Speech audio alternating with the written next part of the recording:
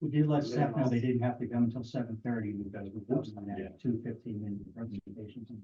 Yeah, that's great. Maybe cover something else. Yeah, we could jump to home rule if we want. Yeah, love that. Yeah, that's Do fine. that. Or that's right there. Let's do it. So. All right, so the topic of our main discussion, I guess, or whatever. Okay, so Max, I know last we talked. Yep. We wanted to explore options for going to home rule. And I'm not sure if that includes converting township or subset or variant. But what do we know about home rule so far? Well, yes, I mean, Brian circulated one of the DCD publications, so that was very It was real good. thorough, it goes into the history. And so we represent, I mean, McCandless has a home rule charter, so we've dealt with that. Breach has in the past. I don't think, I mean, Swickley Heights isn't home rule, but it's its own world otherwise. And yes, I mean, we run into home rule at a number of different municipalities, city of Pittsburgh, Allegheny County, Mount Lebanon, Bethel Park, Peters is now down in Washington County. Was Ross? I don't remember. Anybody that says, yeah, a municipality of, I so think somebody- Monroeville, Bellevue is, I believe, somebody. Bellevue. Yeah, there's some really tiny ones, right? Could Max? be, yeah, There's some really tiny there's a ones. smattering, and there's different reasons why they went that way, and sort of the rumor that, the story I always heard of the borough is that we were Franklin Township, you know, and there was a request to put in an exit ramp, you know, down off of McAleer or something, and the powers that be decided to convert to a borough, what was it, the 60s or something, because of some limitation for what either PennDOT or other entities could do with respect to boroughs versus townships. So, you know, we're a little different for a borough. A borough is typically, you know, more urban, you know, Main Street, those are the types of boroughs you see, and then townships are more rural across the Commonwealth. I think Washington County has like one borough, everything else is pretty much a second-class township. That is the most popular. Essentially, with home rule charter and the rules for townships, boroughs, cities, the common law Dillon's rule that we are only able to do all those powers that are granted to us by the General Assembly, our parents, with respect to our powers and everything else. So we have a list of approximately, I forget how long it is now, 60 specific powers, you know, everything from health and safety, dealing with dogs, loose dogs, to cesspools and vaults. If you ever want to get into that, and then all the way down to appropriations to watershed associations and things like that. Playing for municipal music is one. There is a general provision, you know, there is a theory that sort of swallows all those specific ones. It says, you know, borough has the general power to do anything that it needs to operate and protect the health, safety, and welfare, but that's just really a theory. So what home rule does is it flips that consideration on its head, essentially says the home rule municipality can do anything it wants unless it's restricted by the county. So instead of sort of granting powers and authorizations, you know, there's restrictions. So there are a couple of areas, you know, where home rule communities can't, you know, deviate from state law in terms of interfering with business operations. So that's what you see in the city of Pittsburgh. A lot of times they pass ordinances with respect to, you know, rental registrations, you know, security, buildings, and other types of ordinances under their home rule charter. There's been overturned by the court saying that imposed or it goes against the restriction on home rule municipalities. Other ones they've been allowed to go forward and do, like the sick leave ordinance and some other ones. So, you know, that's essentially the conceptual framework of how it sort of flips the power. And so the one power that we do not have, not authorization as a fee or a tax, is a stormwater fee. But there's no restriction on old charter communities saying you can't have one. So that is how Mount Lebanon has one, Westchester has one. That was in that case. et cetera, et cetera. There's also, the issue we've had repeatedly with PennDOT with respect to enclosed surface water drainage facilities in PennDOT right-of-ways. They take the position that that is the responsibility of the borough. They are only responsible for the surface and the grades. That same interpretation has not been applied to townships and home rule communities. So you have that as well. As you saw, if you've read through at least the introductory pieces, there are two ways to go about this. One is sort of a referendum and a citizen-led move. The other is an authorizing ordinance, from Borough Council directing the question to be put on the ballot the next election, as well as naming, or not naming, but opening for a vote the 5, 7, or 9 members of the Home Rule Study Commission that will be tasked with doing it. So it does sort of remove it from Borough Council's purview. When we talked about stormwater authorities, Council, yes, creates it, sets up who's the first board, appoints board members, things of that nature, and then it has a life of itself once it's incorporated. Home Rule Study Commissions, it's a tough job. There's a lot to do. They do get some guidance. There are consultants that are available that have gone through it or dealt with it, but they are tasked with developing the Home Rule Charter. I believe at least the next step is then the charter itself gets put up for a vote, 2 years after the study commission completes their work and develops their recommendation. They have a number of options for how they structure the government. You can have a mayor, you can have an executive, you can have a manager, but that's something that they look into to determine how to charter and deal with the operations of the borough outside of the restrictions of the borough code and everything that's. We have a monarchy. I don't think so. That's a constitutional violation. Oh. You have no titles or anything else. But after that, So Max, why would a borough, state of borough not pursue the rule? What is the advantage? I mean, what time and expense of getting sort of home rule up, then when you want to change amend the home rule charter, it goes back to the voters. So you've seen, stories or news articles about, changes. They probably voted on Allegheny County's, recent changes to their home rule charter. So you kind of have that level that you need to go through to address your constitution. Other than that, I mean, really, you just need to get used to the content of the charter. It can change things from the borough code, so procedures that we're used to, you might need to change. Sometimes they have for budgeting, requirements for a public hearing we don't have now, and other involvement, something on those lines. I mean, for other sort of reason, I mean, I don't know if we get kicked out of the Boroughs Association, have to join the Home Rule Association, and all those other ones. But, as you say, there are a couple smaller communities that have done it. Usually it's larger. I mean, Rowville's and Mount Lebanon's, the Peters Township is getting bigger. They have done this, and a lot of them did them in the 70s, 10 years or so after legislation was.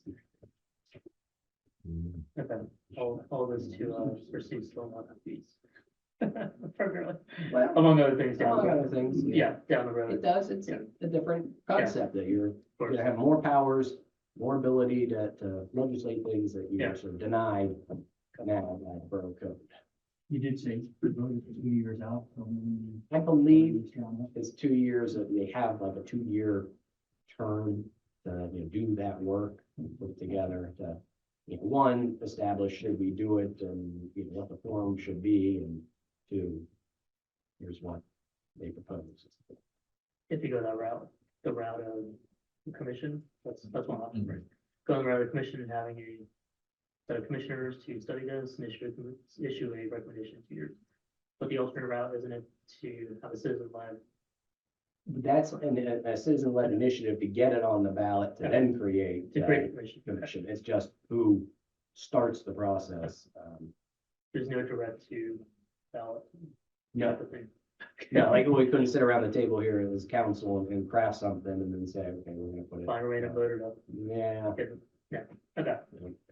So Max, in your experience, what's the most expeditious way to accomplish it?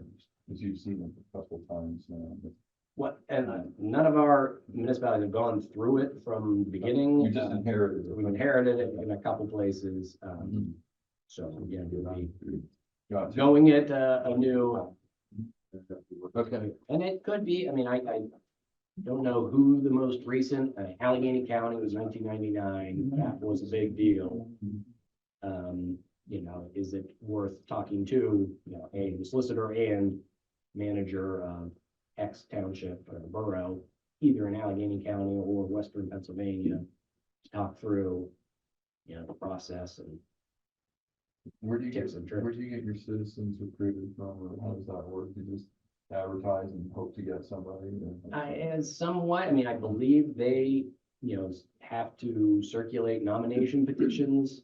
And probably need 10 signatures, you know, council members, or so, you have to fill out statement of financial interests. Similar, a little more, that's probably closer to maybe running for a committee chair and party committees. So, yeah, I don't know if it's partisan or nonpartisan. You register for both Democrat and Republican, like the school board. But, you know, at least in terms of that, you know, the ordinance would be passed. We would need to do it in enough time, you know, that they could get onto the ballot and fall in that, you know, population of the ballot process for circulating petitions, getting signatures. It doesn't look like, you know, you know, at least what I was seeing was saying it's just at the next election, so it could be at a primary election, it could be one of those ones that all, you know, independents are able to go and vote on. Do that if there's proposed constitutional amendments, things of that nature, so it does not have to be at the November. I think what we should do is try to prepare a list of all the advantages of having the home rule charter. Mhm. The ways and means to get there would be something we'd probably work out if we weigh the advantages to doing it. If we get, assuming we get there, we have it implemented and decide if it's worth the effort, worth the work, or if it's gonna be more work than we're gonna gain from it. Yeah, the process is set out. I mean, it has it. I don't think we're looking at a petition and voter initiative. It would be a council ordinance, and that's straightforward, everything else. But yes, those questions, and I think it's everything of, you know, your marketing, and we just have the new logos and everything, the Borough of Franklin Park. So you're undoing that. Police uniforms, you know.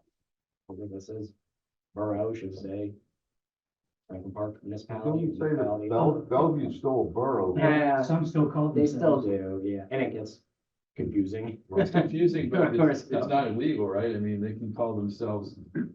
I mean, it's supposed to be, I mean, you know, a lot of places, you know, Plum Borough, that's not true. It's supposed to be the Borough of Plum. Maple The Park Borough of calls Plum. itself Maple Park.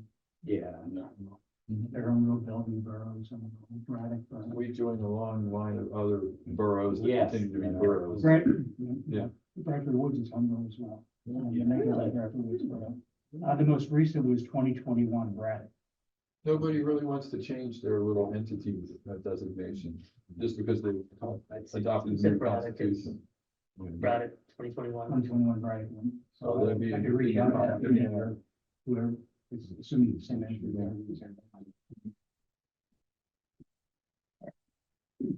So roughly how many years if we start this process? too. I mean, 2 years. some time to get it up and, you know, on the ballot, and then they have a 2-year window to study it and develop a report and put it on the ballot again, and they're done. I don't know if that could be a question, or the other ones, they've accelerated it and they do it in 6 months, or so, but. So the initial round of voting is, do you want to do it? And the second round of voting is, do you like it? Yes. So you actually stand up a constitutional government for the second round and say, this is what we propose, the government's gonna look like. Is it something as simple as shall the Borough of Franklin Park adopt, a home rule charter constitution? There's, I mean, I can't imagine that they would be able to put the entire, charter document onto the ballot. You know, there's likely, what do they call it, a common language statement, similar to other ballot questions that it might be reviewed by the Attorney General, however they would need to set it up.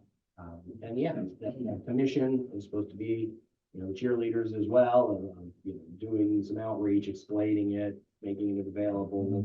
It's almost like a comp plan type of a process. But, they need to sell their work and, you need to answer a lot of questions, forefront. Why are we doing this? What's so bad on before? The world charter sounds like somebody else is ruling over me. What's in it for me, and why is this the way to spend taxpayer money and become structure afterwards? And if you say, well, we want to impose a stormwater fee under it.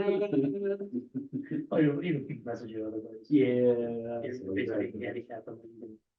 You're allowed to do. Yeah. Transfer savings when it comes to PennDOT's requirement that we make repairs. Again, they hadn't enforced that before, but they started to, and we ended up spending $100,000 on a project that PennDOT should have done. Yeah, if we had been a home rule charter. Yeah. And then Or the anything tran- other Or than. down. yeah. And the realty transfer tax for commercial stuff is, we have a little control over it. We get a little. There's some, on that. yeah, like Yeah. Mount Lebanon, your EIT, it's higher because, they're not limited under the Local Tax Enabling Act. So it's like 1.3 as opposed to 1%. City and School District Pittsburgh are a little different, at 3%. Other with the legislation as well. I think there are some, and I remember there's some restrictions you're supposed to lower your real estate taxes at the same time you raise the EIT, and the story else was Mount Lebanon did that in the first vote, second vote raised it, and third vote raised the millage rate again. So anyways, So the counties did double their yearly transfer. Yeah. From 0.5% to 1%. Because they weren't We didn't have restricted. to offset. They had no restriction, yeah, so. the school district still get 0.5%, or is it just, it's all kept? Okay. Yeah, it's 1.5%. Mhm. How do we want to do the list of pros, as Tom was saying? I mean, I think, Do we have a template to start off with, or can everyone contribute, or? I don't remember seeing anything in at least the DCD guidelines or about, along those lines, sort of even their own pros and cons. There might be something else published, like something on the Boroughs Association, the cons, and saying why you shouldn't go that way. They're losing membership. But yeah, I think there are some other sources. Don't know if HRG, their involvement with our comp plan, if they have any insight or be able to address or perhaps consult. But I do think talking to Braddock and talking to some of the other similarly sized boroughs, Bellevue, I think, is smaller, a little more urban. Apparently, when Lancaster was doing it, this is what was on the ballot. Shall a government study commission of 9 members be elected to study the existing form of government of the municipality, consider the advisability of the adoption of a home rule charter, and, if advisable, to draft and recommend a home rule charter. That's step one, before we do anything else. And to do that, Well, that's an ordinance that the borough. And then it passes. goes on to the referendum. Yes. Now, and the way I was reading that was that, both that referendum vote and the 9 members are elected one and the same. I mean, that seems a little, you think we would vote on it first, then populate the study, commission, which would take more time because you'd have to wait. You're not going to do a special election for that. Did the language have the names? No, then, I guess at that same time, it was when you elect. That's what it looked like. Yeah, I don't know what the ballot looks like, but it didn't have the names, it sounds. So the council can't like or like our, Put yourselves. not ourselves, like, like planning commission or Point. EAC. or- Doesn't sound like it works. You can encourage people to run. Okay. And I don't know, I mean, I didn't dig into, is there a conflict if you're on council and you get elected for that as well? I mean, I would think because they want it to be separate and apart, it might be. Yeah, they within could that. actually shrink this out of the council, put one commission. Yeah, So it's gonna be 3 members. yeah.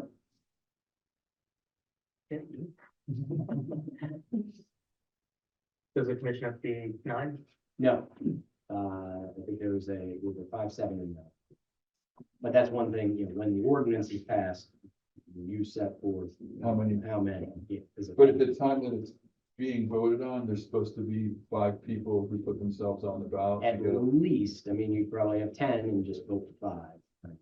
That would be amazing around here to get, As part of this. that type of volunteer is hard to come by. So who will decide the number, 579? We can pick the number. We pick are the picking the number. number. Yes. It's Borough Council does as part of the ordinance. So all we'd be doing tonight, if we decided to get our use of resolution to put it on the ballot, is open up these 5 spots and open up the potential for those 5 spots to then pick up the question and study it.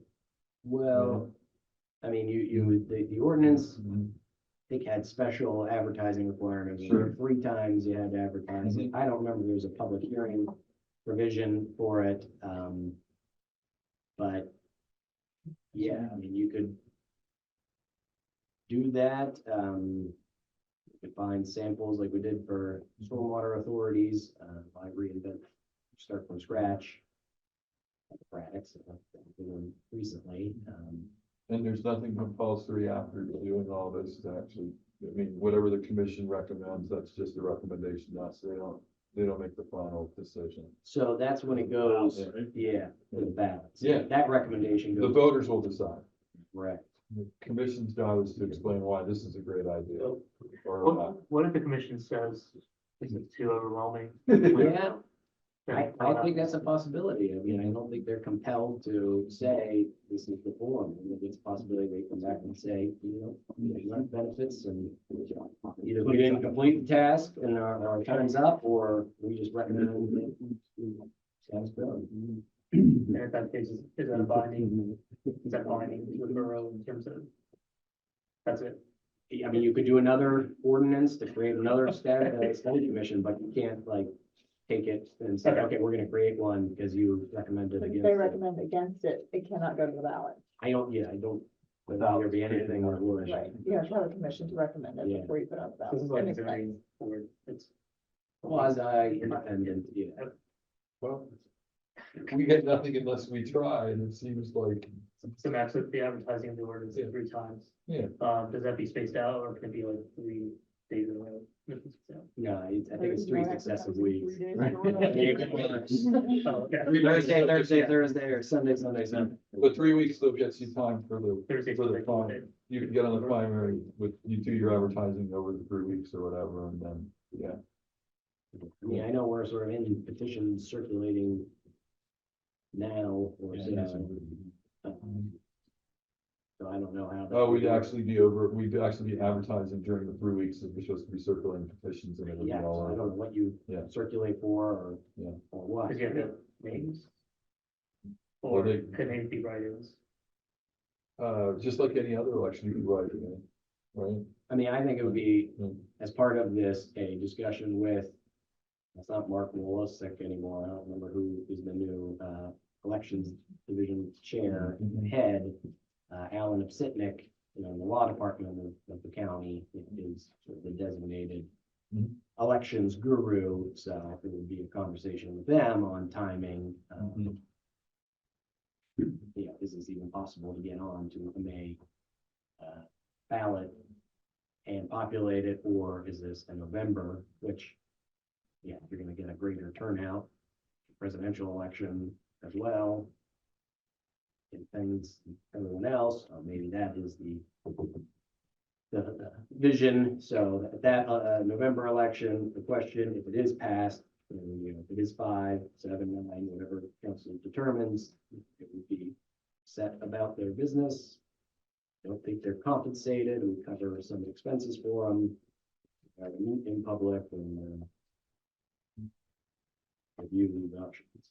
And the 2 years, that's a bad one, or No, that's in the statute. we They can't have go, to play within 2 years. So that it could be quick. so can we mandate 1 year? Or does it have to be? I don't think so. I think it's because this is all set up by the statute. The statute says once you have 2 years to do it. So it's like the commission being signed up. Yeah, the Lancaster one looks like when they started the city administrator, they're done 18 months. So it sounds like it's up to. Which is a good, I mean, if you've done, you get some more time to get it on, educate people about what final form looks like.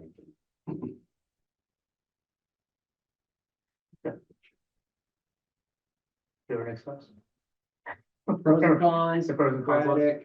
Democratic, county elections division, questions about process and procedure. Didn't sound like ending the discussion or otherwise, killing the idea. So shall we, reach out to some community that recently, changed to the home rule and, just like association or something like that, and ask them and, why they Right, changed them. stuff like, Yeah, yeah, Braddock's the most recent. Braddock and Allegheny County, the only ones in the 2000s that have done it. Braddock was just 3 years ago, so I'll reach out to Braddock. Braddock's the good See what I can get from them. I'm sure they've still got the pamphlet that they should have explaining what they're doing. That's a good one. So technically, even we change to the home rule and later, if we feel like it doesn't benefit us Doesn't very work. much, yeah, we can come back, right?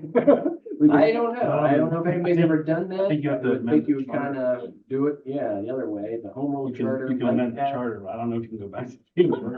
But it sounds like, it sounds to me like if you go through all the trouble of getting to home rule, that it sounds like it's slightly, there's a lot more flexibility and it would be, probably extremely unlikely that you want to go back to being the borough after you made it to home rule.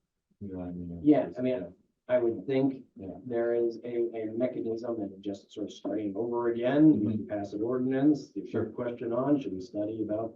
Yeah. Undo it. reverse. Yeah, or you put some type of like poison pill in the actual charter that. Some type of unanimous vote, maybe 2 successive sessions of. Well, charter council or town council, or whatever they're called. It can dissolve and become a borough. Seems very unlikely. Okay. And I didn't look at, those other questions about becoming a township or anything else. There are provisions in the borough code. Make it difficult, but I don't think it's impossible. It's not something. Would that be the lesser of 2 years in terms of the process, or? I don't know. I mean, I haven't even looked at what that entails or how you go about it. It is certainly rare. I can't think of any. Last 25, 30 years that I've tried to propose a county charter, it's only. I know. Franklin Township becoming Franklin Park Borough. Okay. I know, just for township. Well, the second class township. or first class? Is it? Is You neither have a civil service. how many said I lost? There's not a lot. Yeah, that's the my jewel. Yeah. Just have it as a second class township. It's a second class township, there's a board of supervisors, usually 3, higher, roadmaster, no mayor. First class townships, have a board of commissioners. Usually are larger. Yes. Robinson Township. Yes. I think not what it used to be. Based on population, those classifications? I think at one point it was supposed to, but you have all those county and school district, school district of third class, fourth class, fifth Yeah. class, county, second class. You know, that was based on population, but borough township distinction, city distinction. Want to proceed the roll thing? Yeah. I guess so. It looks like Lancaster literally is an important, something else, your job. Last year they did vote to form the study commission, so that's why. Yeah, Not months ago. Lancaster County, city, Lancaster City. I'll be checking. So maybe they. Awesome. And they have a nine-member commission, so. Okay. It's awesome. Cool. Thank you. Okay, anything else on home rule? You want to segue back to the agenda? Yes, the Frank Park, the VSC, so, Bill?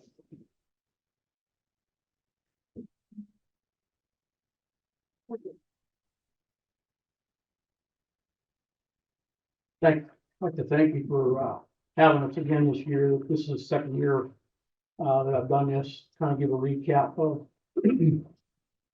our previous year, what we expect going forward in 24 and challenges for us in 24 and beyond. The handout I gave you, the top page is a recap of our total emergency calls in 23, which totaled 274, and there's codes beside each one. That's the National Fire Incident Reporting System coding that we enter into the system, report it to Harrisburg in turn reports it to the feds. Keep track, and they keep track of everything. If we have a fire that's involved in an appliance or something like that, we have to try to get as much information as possible, vehicle, we try to get as much vehicle, and that's all reported, and they keep track of stuff. And matter of fact, the first year I was chief, we reported an electrical fire, and the fire marshal got back to us that what we reported started a national trend on an electric hot water tank that was defective that throughout the country. It started 8 other home fires, and they pulled it off the market. It was the house right here on West Ingermore Road. You know, one of our busy years where we had 5 structure fires in 7 days. On the second page of that, it's just a breakdown. I don't know if any of you have heard about mutual aid. This is a breakdown of how many calls we had, how many mutual aid we had. Automatic mutual aid is where we're on the run card with another fire company automatically, and automatic aid received, they're on a run card to respond with us automatically. Then there's the other ones, just mutual aid received or mutual aid given. That's when it's requested during the emergency call. You can see we had a few, but we mostly handle all our own calls. We have it set up for any residential or commercial structure fire reported. We have a call card that Roger developed with ACES that there are certain companies that come automatic just so we can mitigate the emergency as fast as possible. The third page, Mr. Parks kept all this up. We keep track of it. We're probably short 1,000 hours or more of reporting because, like myself, I'm at fault. I don't report every little thing I do for the fire company. So there's hours in there for many members that may not be reported, but for a volunteer, 6,138 hours to run the fire company. Calls, training, meetings, and maintenance through the building and trucks. So 2024, we had no reported firefighter or resident injuries based on fire calls. Accidents, we don't keep track of that. That would be PD would keep track of that. We did have 1 firefighter training injury reported in 2023.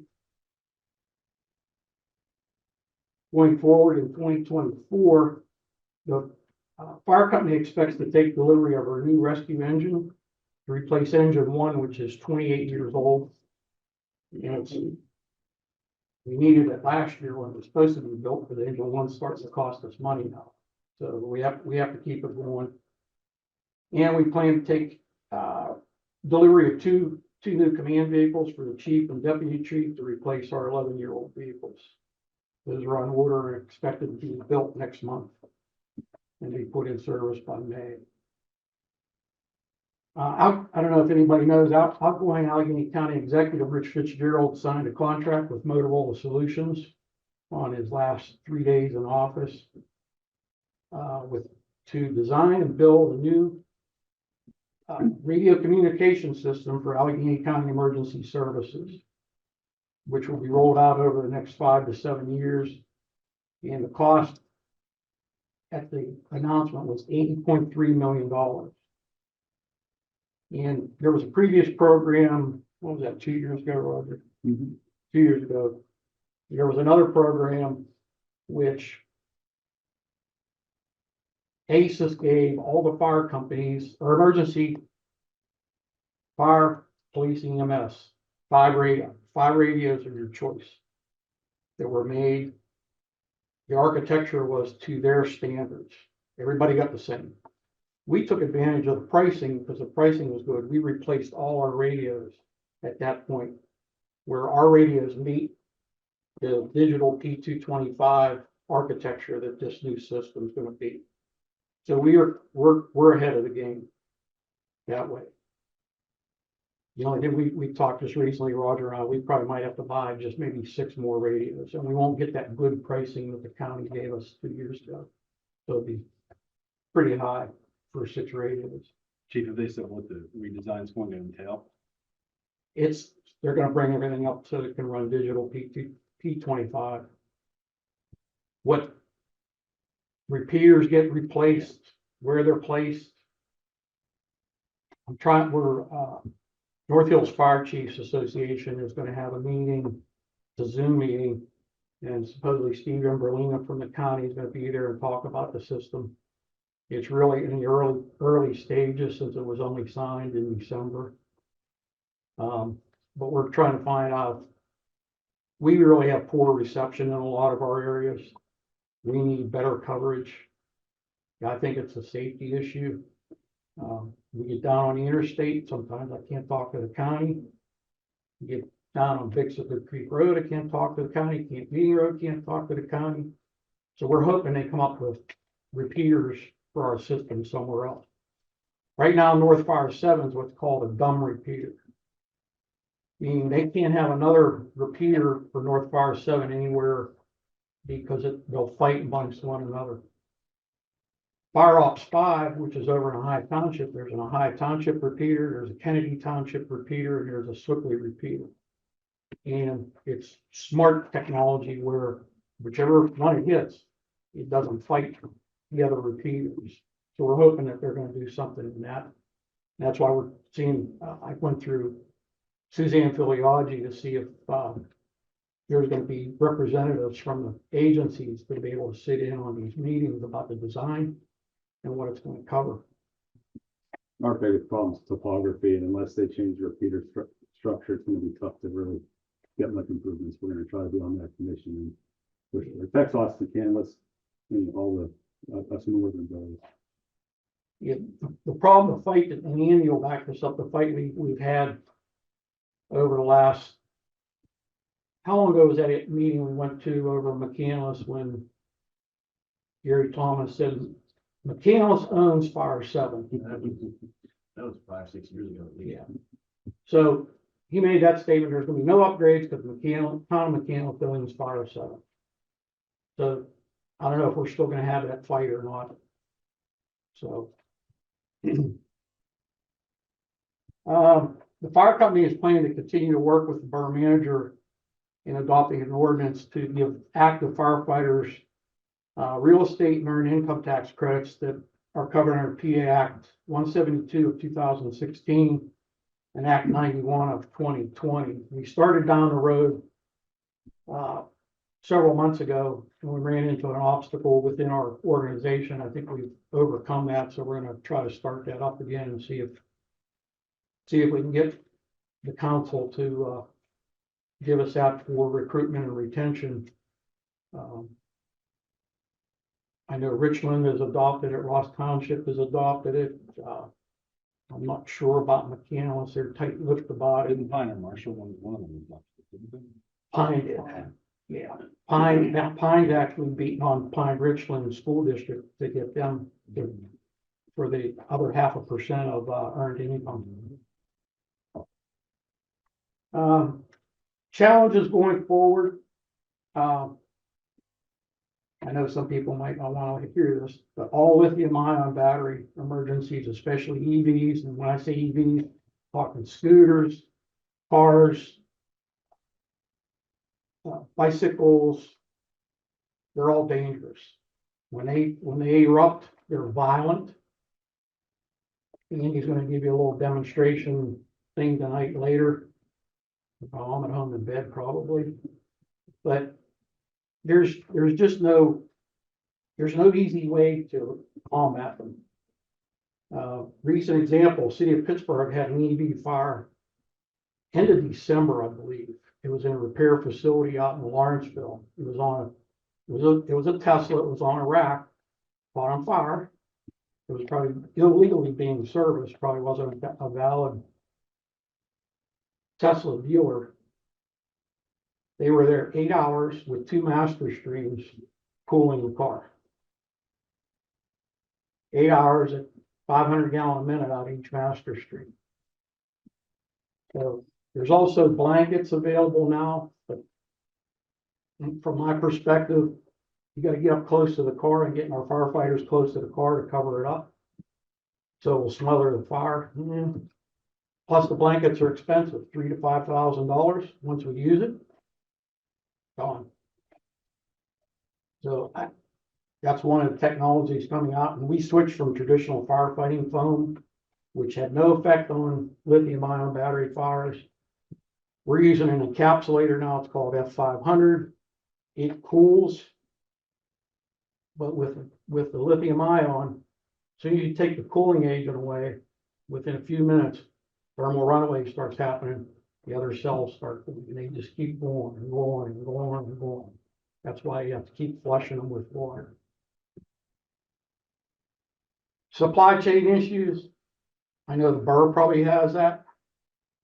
Just an example, protective gear, PPE, normally used to take us 8 to 12 weeks to get. Now taking us 8 to 10 months to get. Fire hose used to be 6 to 8 weeks, 9 to 11 months. Radio equipment and repair was 8 to 12 weeks, now 6 to 9 months. Our new engine was supposed to be being built last April, delayed to November. From November, delayed to this April. This April, it's delayed to July. Now we're delayed to August, just for supply chain issues. My comment on supply chain issues is manipulated by 2 things: corporate and politics. That's my filter is kind of big on when I say stuff, so if it offends you, I apologize. Funding. Operating expenses increased dramatically since 2021. The donations from the annual mailing would not sustain the fire company that, in that it was, if it was the only source of our income. Because it is disappointing that only slightly less than 17% of the 5,700 plus addresses respond to our mailing. So if we didn't have the funding from the borough, the only thing we'd be able to do is keep the lights and the heat on at the station. We wouldn't be able to buy equipment. We wouldn't be able to maintain what we have. So it's just disappointing that only 17% respond. One neighborhood, I can tell you, 0 out of 103 homes respond. So that's all I had. Roger had a couple of things I think he wanted to comment on training, liabilities, and I'm pretty sure that's what you're going to cover on. Yeah, I can talk to it. So we're trying to really step up our training. I'm Roger Saccofello, I'm the captain of the fire company. So we started a couple of years ago with a more regular training schedule. Allegheny County's done a pretty good job of publishing their training schedule now in the fall. They used to publish it in like January, and the classes start in January. So right now we have 6 firefighters going through various levels of training. 2 of them are starting their initial firefighter training. 3 of them are on the process of becoming advanced firefighters, and we have 1 who's going through the vehicle rescue training to become more advanced in terms of vehicle rescue. So we train every Thursday, usually 2 to 3 hours a week, and then usually fire school academy is usually weekends. So the folks that are going through fire school, they'll spend basically the next 6 months, every weekend between 1 and 2 days off the Allegheny County Fire Academy going through class. It's pretty significant investment of their time to do it. But it's required to become a firefighter. It's required to go into a burning building, go into a dangerous environment, safety, things like that. So membership continues to be a challenge for us. We're pretty fortunate. We have a pretty good core group of active members. And so that active group now is progressing. We're trying to get everybody up to another level of training in terms of vehicle rescue, and then firefighter 1 certification, another national recognized training level. So the new station has really helped with that. We're able to do a ton of training now in-house that we could never do before because the stations didn't have any facilities. So we can do a lot more real world evolution and training exercises. So this year's training is kind of the theme with 3 vehicles coming in, but on top of that, it's really trying to get more people through formal training and certification programs by the end of the year. It's a lot of time on top of the 6,000 some hours. That includes training. This year, we'll do a lot more of that. With folks trying to get them up to the new standards. But yeah, we appreciate the support from council. I think the last several years, especially, been really productive and helped us out a lot. And we think we provide a pretty good service to the community, but appreciate you letting us come here tonight. And if you have questions or anything you want to talk about, we're here.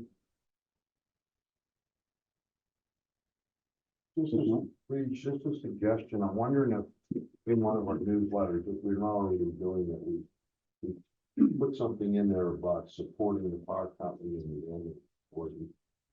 Those are, Roger, I know you may have heard me say it before, but those are the 2 big things that I try to tell everybody. Please support these 2.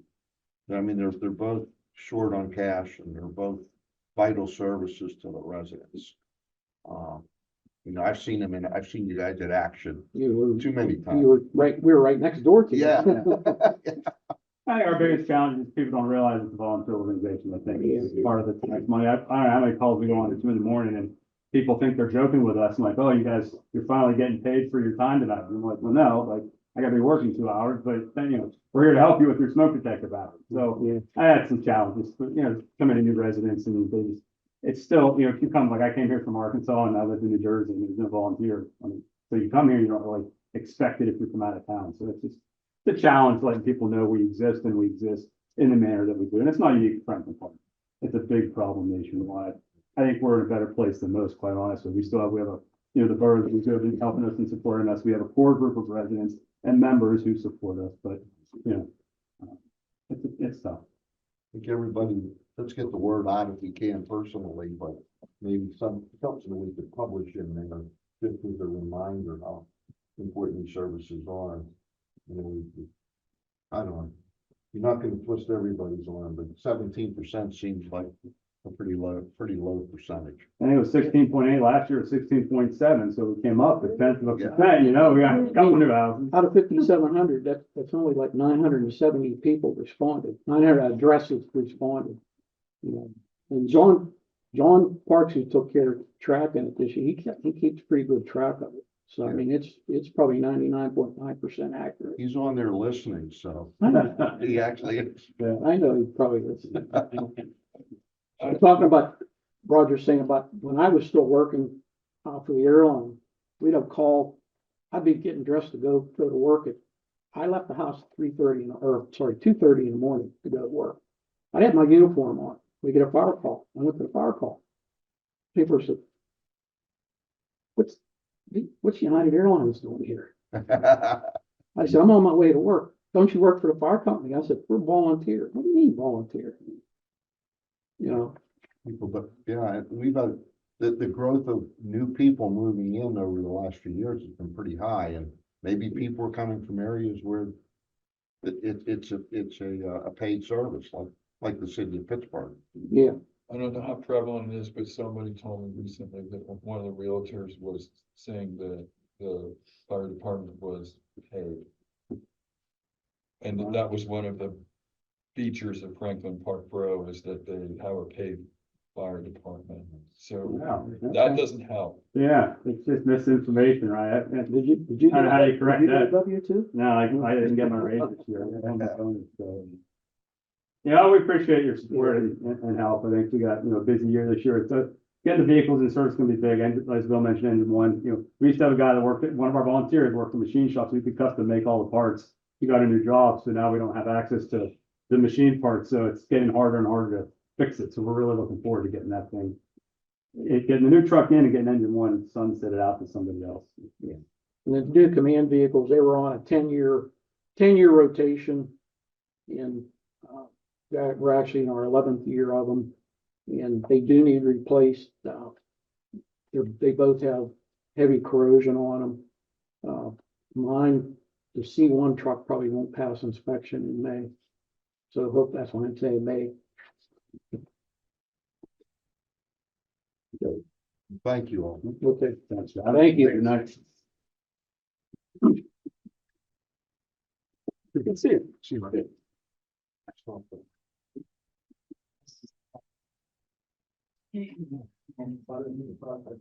Fireworks. Could have not. Like a five. Okay, on to old business, MS Core update. Rather than wait until, Justice report, we can jump into it now. I can give a brief overview and then Chris can jump in with any details. Our permit expires in March of this year. We're gonna have to ask for an extension. We have 4 projects targeted. None of the 4 have started yet. The Matterhorn Detention Facility, we had put it out for bid. The bid came back much higher than we had anticipated. So we had hoped that we would combine that with the Ramblewood Detention Facility this year, but Ramblewood is taking longer than we would like. So we plan on bidding out, Matterhorn again, this in March, so that we can get that project done during the summer months when it's best time to do the work. We think part of the reason the bid was high was because we were trying to require they do it during the winter and spring when it's not the best time to be running trucks across property and taking out on sediment. Ramblewood project again, the Pittsburgh facility project. We think we're getting closer to moving forward with that with the property owner. We're trying to work out a few things right now, but hopefully we'll be able to get that project up and running soon. The Bear Run Stream Bank restoration, we're having problems getting easement agreements signed by property owners. One of them, Diamond Run Golf Course is not under new ownership. Their legal department is in Texas, and they said it may take as long as 90 days for us to get the easement signed. Another property owner there is simply unhappy. He believes we're taking his rights away. What we're asking for is a construction easement for a period of about 18 months, and then a maintenance easement for 5 years after that, so that we can replace any plants that die that we plant, or if there's a major flood, we can repair any damage to the structures that we install. His feeling is that's too onerous. So he's considering it, but I'm not sure he's going to sign the easement agreement, so we'll have to consider what action we take then, because we can't walk away from this project. We've sunk tens of thousands of dollars in the design of this, and we have to do it. It's a mandate. So we had our application in with DEP. We had until next week to provide the easement agreement, so we had to withdraw our application. We want to go through the application process all over again. Fish Run, we're simply waiting for an easement agreement to be signed. I don't think there's an issue there. The property owner is very willing. That's the project where we're going to do it on somebody's property, and then there's the HOA property that we can't access because we can't find the owner, and then there's Borough property after that that we're going to be working on. Hopefully we'll get that easement signed within the next week or two, and then we can proceed with applying for that project. As far as cost, we've talked about that extensively. We're probably looking at something close to $2 million complete that work. And again, we want to try to get it all done this year because our permit does expire in March. We do have the potential opportunity, there's no time for grant funding. We have about $400,000 in grants that we did receive to help with that. But Penvest does offer low interest loans to municipalities for projects like this.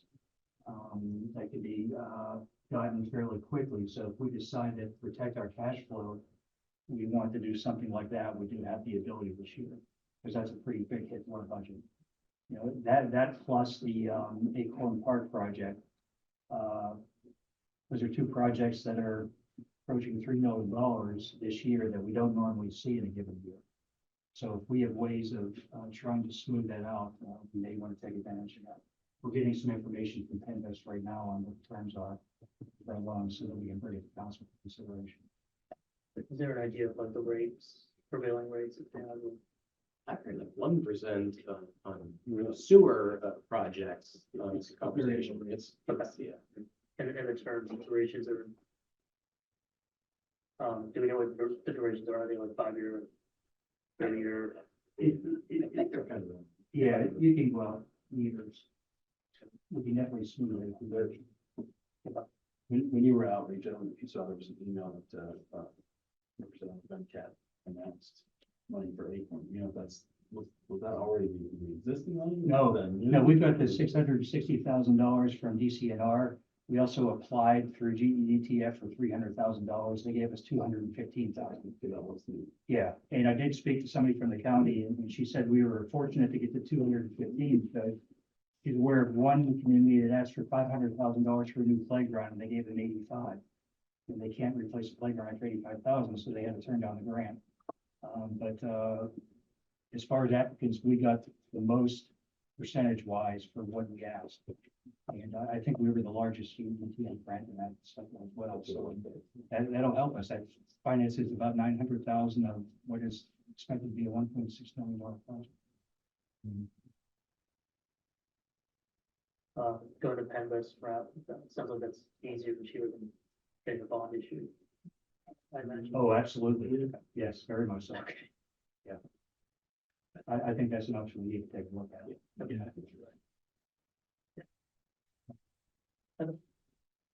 Anything to add to that good news? Yeah, I think you said it very well. It's always full of good news, Justin. It's- Report. Yeah, for real. Yeah, so just one question then is for, Justin, does your firm have any kind of like educational videos or anything online that just educates people about MS4? Like, when I explain it to people, then after like a minute or two, they kind of zone out. Yes, Just, It's not the most exciting, Yeah. but yes, I think we can get you something, yeah. yeah, if there's anything at all that we can start using. for Put on our website. And we, Okay. yeah, Yeah. we've started to populate our website, but by our next meeting, we'll have Yeah. it fully populated. I think it's be like really. It's actually called out on the homepage. And we're gonna have one section dedicated to, MS4, which is water quality, and another dedicated to stormwater. Justin, what do you think they're gonna say when we ask to extend these permits? Is that being done pretty widely, or are we in the minority? I think it's pretty common. I can't guarantee what they're going to say. They're hard to predict, but certainly are trying. I mean, we've obviously been working on it. It's not. Yeah, I mean, we can show them that. Yeah. And the COG did have somebody from DEP come in to do a presentation to COG communities, last month at Hampton, and, the DEP rep did say there are a number of communities who haven't even started, but they haven't done a thing. Not much further ahead.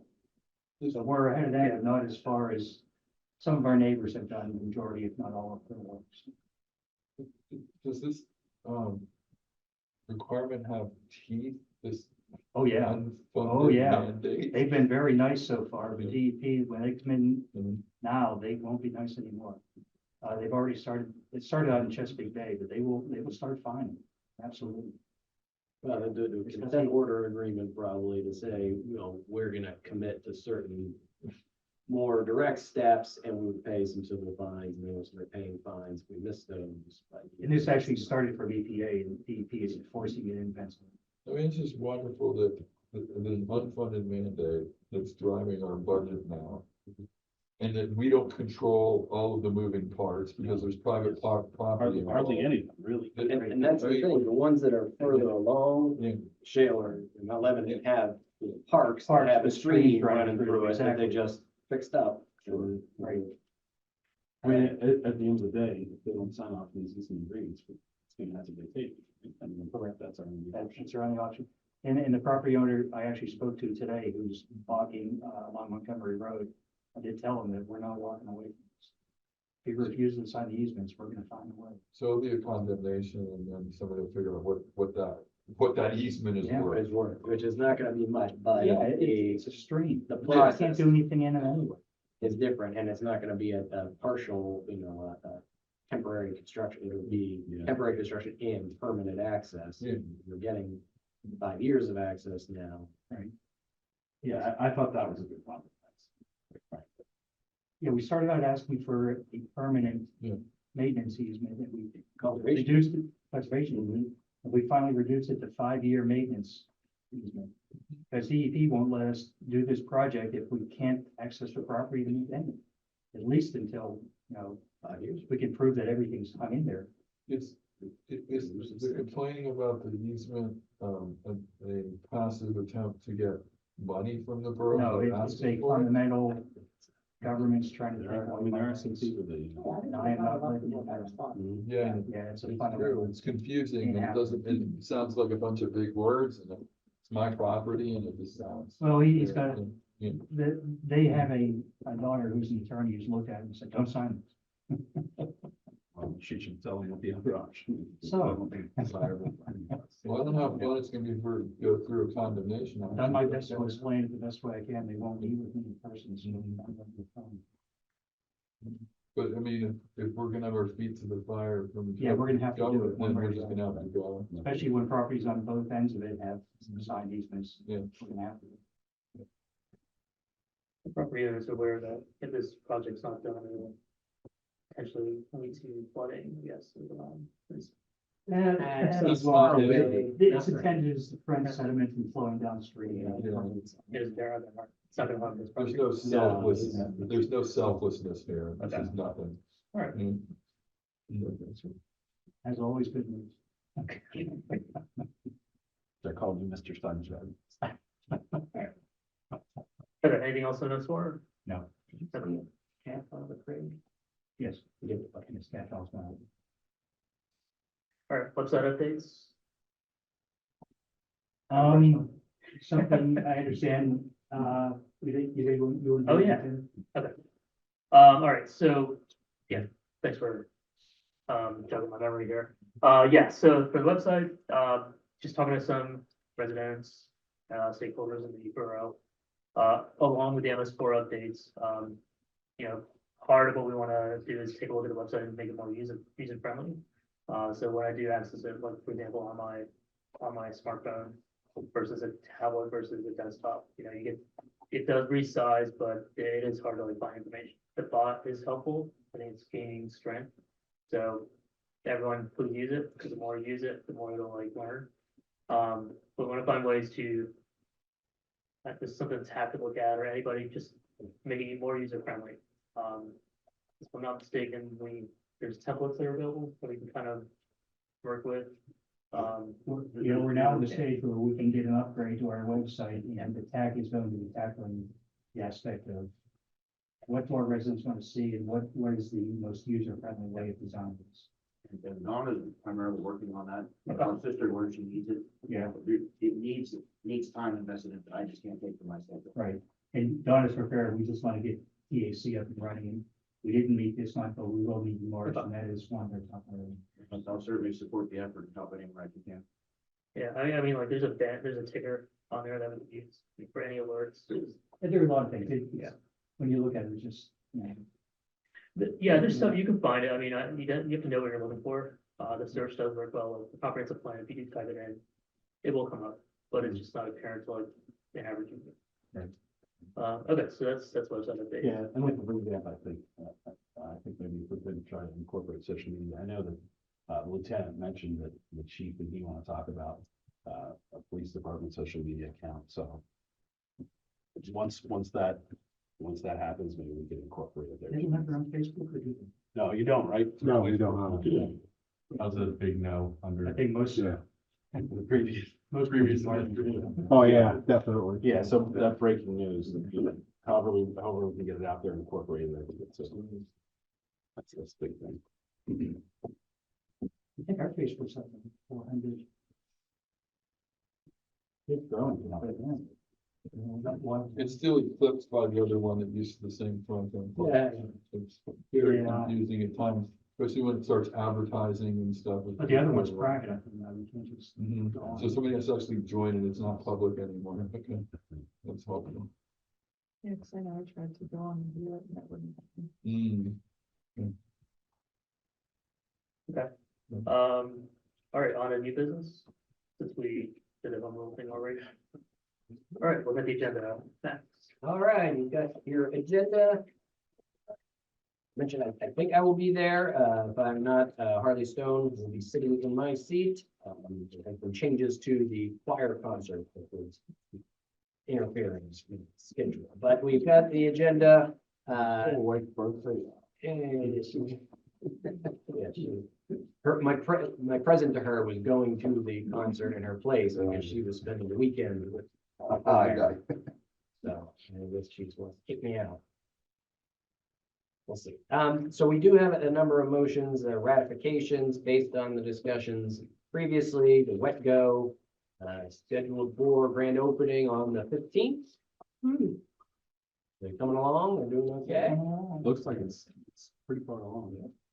So we got that one, and then the Gary truck saga continues. So we are rescinding the motions that we did when we rescinded the previous motions, and we are reinstating the original motion. But updated with more costs. It costs more now. There's another change in it. Sure, there was. That can't happen. So yes, it's now a trilogy. Don't make it a quadrilogy. You move on there. Number 8 is on the North Hills DUI task force. Gone back and forth, is this an intergovernmental cooperation agreement? Is it something under the municipal, multi-jurisdiction law, which says those types of actions by police officers when they cross jurisdictional lines in pursuit of a, suspect or so, allowed, and they don't need a intergovernmental cooperation agreement. We drafted an ordinance that looks like, a resolution, because we don't need to do an ordinance anymore, so we're sort of just belt and suspendering this one.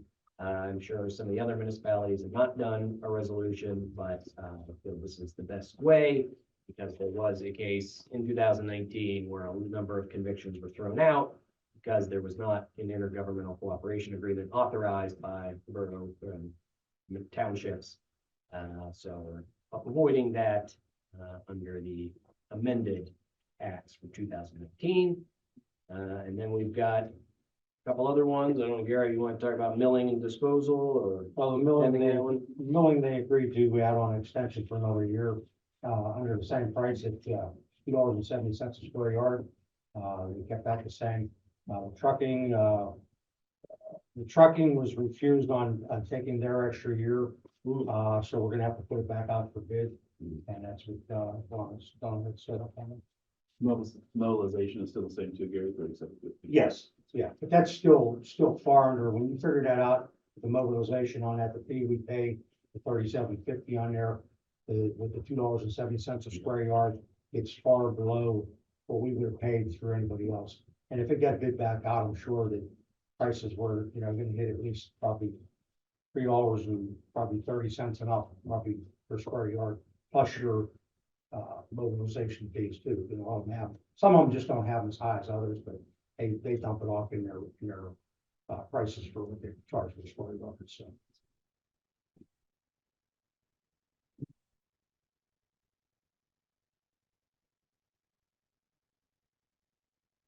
Any questions?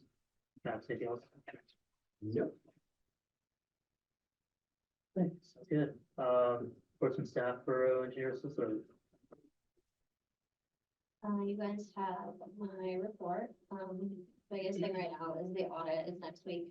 They are going to come in 1 or 2 days as opposed to doing everything online, so. Know that.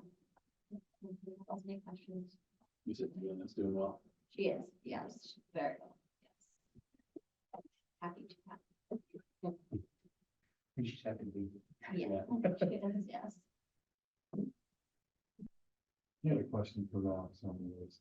Yeah. That's not this easy. The solicitor report talks about country pools being a pre-pandemic case scheduled for trial in September of 2022.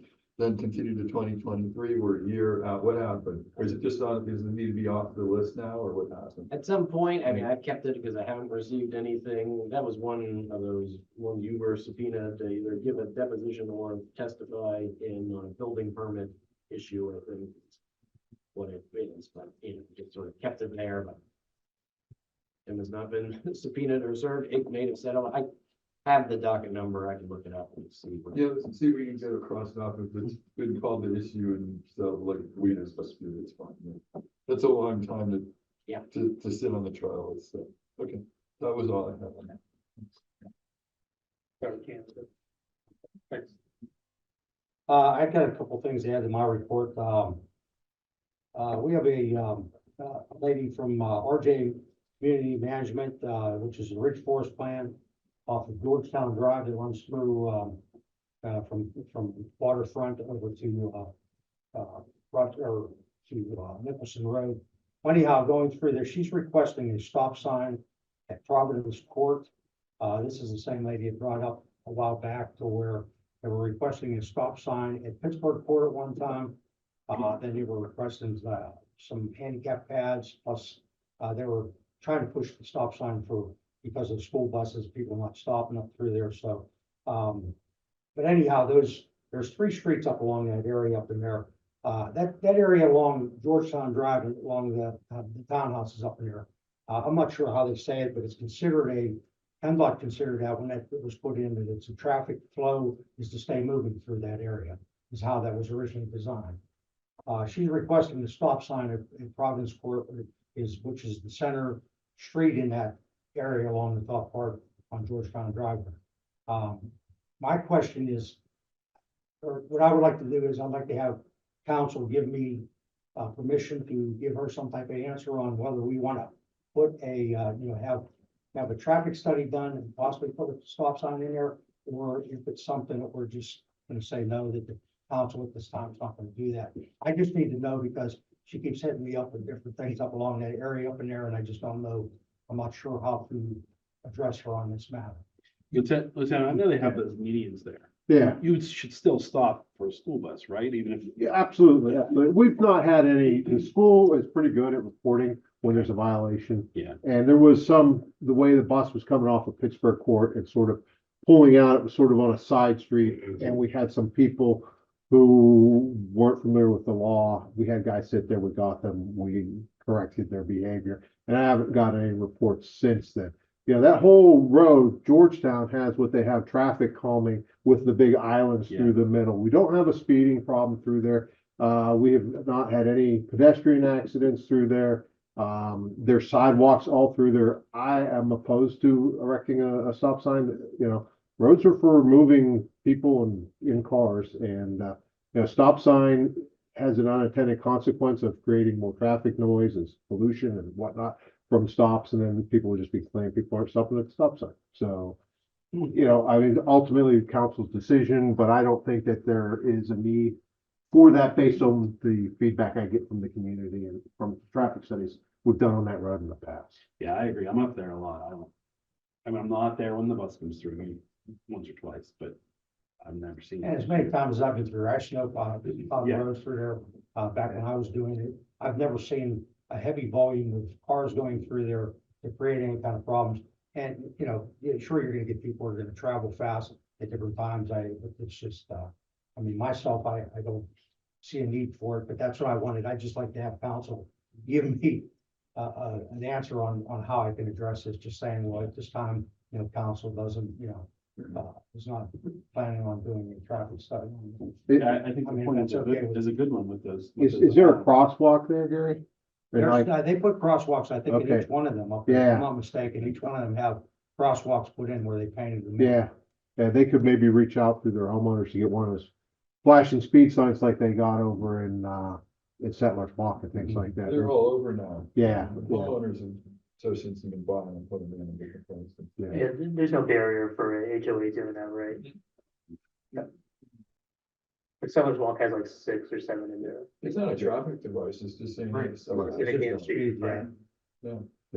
As long as it's on a state Yeah. roadway, that's where you When they get end up having some sort of regulation from PennDOT, but local. Anything that's big road, just because you felt like. Yeah, but just for review, for people who haven't gone through this before, I mean, for any stop sign, yield sign, no parking area, traffic control on borough streets, we need a traffic and engineering study, which can be performed by the police department or the traffic engineers.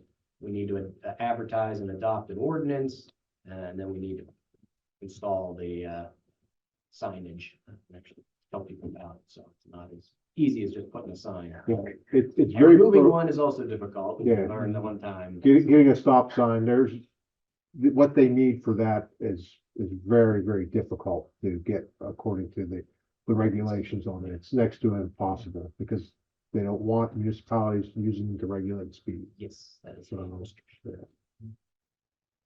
Not because of homeless, right? Not a home charge. Just curious. It really does, those islands, in my opinion, they work. I mean, you don't go fast. It's not a high speed area either. I've never spent. Okay, that was one item that I had. The second item, talking about flashing stop signs. Big Swiftly Creek Road and Warrendale Main Road. There was a flashing stop sign that the borough paid for. When the construction was done down there, they took the island. There was an island on that separate on Warrendale Main Road when it was coming down to Big Swiftly Creek Road. The Big Swiftly Creek is a state road, Warrendale Main is a county road. When that project was being worked on down there, the state did their part of the project, the county did their part. We added into it, actually, I have a paper stating that we added into it, we actually did the traffic study on it, the borough paid for the traffic study down there, to have that done. And then we elected, as our part, after that project was all completed there, we elected to purchase the stop sign, flashing stop sign that was there. Now, from my understanding, there was nothing ever put into writing anywhere stating that we were to maintain that stop sign. My understanding is from what I talked to, like Bernie Rossman passed, that this was basically going to be a one-time thing. And that's what I'm reading kind of in the paper that I got. But my question to the council is, well, I had actually a couple of calls from the county wanting to know when we were going to replace the sign. The sign was hit by a truck. Yep, it was damaged by a truck. It was there for a while. It was up, the flashing light didn't work. Well, they went and removed the sign. They put a regular stop sign up, and then they have a red flashing light. I'm not even sure if the flashing light, I don't even think the flashing light works, because I've come down through in the evening. I don't remember it working. There's one of these, flashing lights that go on like these barricades just for construction, like that's sitting on top of it. They were questioning me on when we were gonna replace the sign. And I told them that, from what I'm reading, it was just a one-time thing, but I said I would talk to council. And I haven't heard back from them since. This was probably 3 weeks ago, the last time I heard from them. So I'm gonna say that they're probably gonna call back possibly at some time and see if we're gonna replace the sign. Is that the only one we have? I can't think. Well, we have one on, Wexford Run at the top there when it meets, Branch School Road. Oh, yeah. Okay, that one just stays on steady, has the lights on it, and it stays on steady, it doesn't flash. Now, the sign was put in there basically saying that it does help. I'm sure Sam probably knows through the years that flashing sign in there did help from, probably his accidents. Yeah. And things there. But, like I said, it's nothing written up that we have to replace this sign. If this sign gets hit every week, it's gonna cost us somewhere around $1,500 plus our guys putting it up, taking care of or maintaining this. So I'm not sure if council wants to continue to keep doing that, or what's your, what answer if I do get a call again on what route we should take. Where's the sign? Like, where is it on the county portion of It's the sitting street. on the county section of the road, yes. The end of Warrendale Bank Road where it meets Big Slick Creek Road. So we know a truck hit it, but we didn't charge the truck for trashing it? Well, I heard that the truck hit it. All I know is that we got a call. We got a call stating that the sign was hit. What happens down there is a lot of tractor trailer traffic comes down to go down to the industrial parks on Can't make the turn. 65 and go up. And they hit those stop signs all the time. Back when we had islands down there, they were wiped out constantly. So, Plus there's a parking lot there and everybody, Yeah. buses and everything else turning. So, yeah, and it could be hit by anybody right there. I mean, it's, Yeah. but it could be costly. I mean, if we continue to keep putting them in. but the flashing, so that was one of the intersections where we've had some of the most severe accidents, including at least one fatal and several near fatals. People would end up in the Peterson's yard all the time there with the way that that was configured before.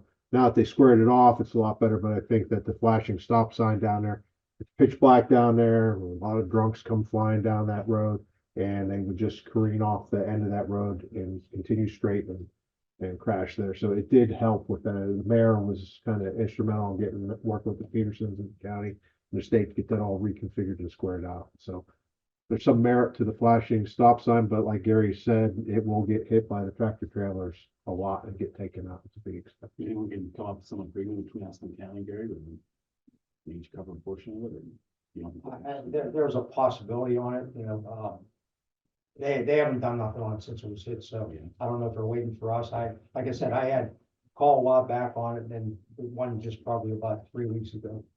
Second time that I had a call, and, after, talked to them last time, I haven't heard back from them, so.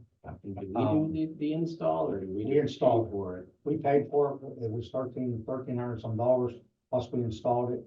And like I said, the paper that I have, I mean, I gave Rita a copy, and I actually have one here to stay. How long did it last, Gary? States on there, Franklin Park Borough, Was it and 2 years? that was, they hired the Trans Associated, conducted the traffic safety on it. And then it stated in here, it says, once complete, the borough would like to participate in the project by purchasing a solar powered illuminated stop sign, approximately $1,300 to emphasize the stop control. That's all it stated in the paperwork that we have. So, and then, like I said, from talking, word, finding out that it was talked about that it was possibly at one time to do it. Nothing in writing saying it was, and there's nothing in writing saying that we are to maintain it, so. What would be the purpose of the one-time deal? As far as safe, but why They would we? just put it in. Just and get it done. Just get it done. Yeah, get it done, and then somebody else would maintain it, because, Well, it's not clear on that. yeah, nothing's clear on it. And you would like to see it back? I think it for helps. Safety. Yeah, it's one of those intersections where that signage is really needed down there. It's been an improvement since. I mean, I kind of think we should probably get it put back, but we should also be aware if somebody's taking it out and there's Just a some regular citation. stop sign, we go probably after have between that and the pole, probably $100 What would between it the cost sign and now, the pole. 3 years later? And I've checked into these signs. They're anywhere from $700 to $3,000 what you want to pay. I'd say from what I've seen, the ones the warranty wise, probably the mid-range, $1,500 is, it gets hit, that's what we're gonna pay probably each time we do it, $1,500, probably $2,000 in the investment into it. So it's gonna have a solar panel on it, battery built in on it where, the lights will flash. What I'm saying to Tom was, I think we should probably put it back for safety reasons, but we should also be aware if something's taking it out, getting a citation for like a truck or whatever, then we go after them for wrecking our property. That's kind of we can catch them. I don't think at that time, from what I understand, I don't think anybody had any information on who did it. Yeah, they leave the scene on that crash, now. No cameras. There's no There's no camera. cameras. We would love to get a camera at that intersection. So, if that's cost offset, we could work with the camera companies to get one there. If the last thing it does is record what snapped it or. Are there spring loaded posts? Yeah. Probably. Gary, do they have spring loaded posts or stand? No, they normally just have, the stands just normally have breakaways on the bottom where they're hit, but Yeah. I've yet to see a breakaway that ever saved anything that was on the pole. Yeah. Jersey barrier in front of it. Yeah, Jersey Berry would work. We have different Back a types little of bit, crashes. couple of Jersey Berries in front of it, but I'm sure they'd be calling us to do some repairs on Well, I cars. mean, it could be their fault, right? I live too close to them, my wife would probably hit it. Do we want to just talk to the county and just? Does it make sense to say to the county, listen, but moving forward, we need to have an agreement that we alternate replacing the sign kind of thing, so that, Yeah, that'd be fair. you know, because it is a county road and it should be a county sign, but I mean, I could we reach out agreed to as them, part of that. reach out to them and see what they say. You know, See what they if say, can and agree well, upon let's put it in it. writing so that we understand moving forward, Okay, that we're willing to participate, but not every time it gets knocked. Just let them put $100 towards it, if they would pay for a regular one. Bring that up. okay, that was the second thing I had. I got two more quick things, or two more things here, not quick. One, Yeah, well, I'm gonna say quick. Tom, I want to mention to What do you you, know about it? your residents, well, not that part of it. The residents that are on the bend up there, we've been trying to get together with, I think it's Burkeville is how its name is, the one that's on the turn. Right. His property is the one that has that whole area on the end there, that we gotta do some, little bit of, not landscaping, we gotta get in there and do some little bit of erosion control, some gabion baskets along this pipe that's in there to possibly keep that from wearing away in there. So I'm supposed to meet with them tomorrow to see, because we gotta put some pretty large riprap stones in there. So that if we do get any kind of heavy rain coming down either parts down the hill behind our houses or the ones coming across the whole road, that it's not gonna wash these stones down into the pipe, so we have a bigger problem, but I'm not sure whether he's gonna agree on wanting these bigger stones in there, so I'm gonna meet with him tomorrow, just let him kind of explain to him what we're doing there. It took a while to get his right of entry sign, but he just finally did this about a week ago, so now I'm gonna meet with him and just talk to him, but I wanted to give you an update on that, because you mentioned before about that, you wanted to know a little bit about that. Do you still think it makes sense to take the concrete pipe that's coming further, that leaves that area and comes down to the low point where I'm at, and extend that and tie that into the one you're gonna repair tomorrow? And We could do that. I'm not sure the footage in there. That'll get to the point, well, just to let everybody know too, is Cole Road, section of Cole Road right now has a sinkhole in it right in the middle of the road. It's collapsed once before we got in there. There's 48-inch corrugated pipe that's under the road there. It's got a separation in it. Pipe's still all in one place, or all in one piece. The bottom has some areas that are rotted out on it, but one section's sinking a little more than the other, so it's allowing water to get in there, and it's undermining in the center of the road. So we're gonna get in there, do another repair on it tomorrow. We're gonna dig it up, probably cap off the top of the pipe. Probably put some grout in there or some concrete across, to try to get this all stopped on that part of it there. What I was talking with Rage about is we've been looking into, possibly getting the pipe line through, Insight Pipe. The cost that I had on that was, $62,300 to get that pipeline. That's, just for the liner of it. The only other thing that we would probably have involved in it, because there's no other tie-ins on the inside of that pipe, and then the cleaning of it's probably everything's pretty decent on shape wise. We would probably have to have some traffic control. They're putting in there like $5,000 on traffic control. But they said that we could probably help out and, with traffic control, if we go that route to have this liner put in. Isn't that much more than just replacing? I know it's a 48. Well, we can replace it. I checked on concrete today. Concrete pipe will cost us about $13,000 for the section for what we need to put it in there. The concrete pipe, each section of the concrete pipe is 3.5 tons. There's what it weighs to put that in there. It's 48 inches in diameter, so we're gonna have to shut the road down. We're gonna have to put detours on it. I'm not sure how long it would take us to do that. I mean, it's a job that we could possibly do and maybe save a little bit of money on it, but I'm not sure if we need to get into engineering work on it.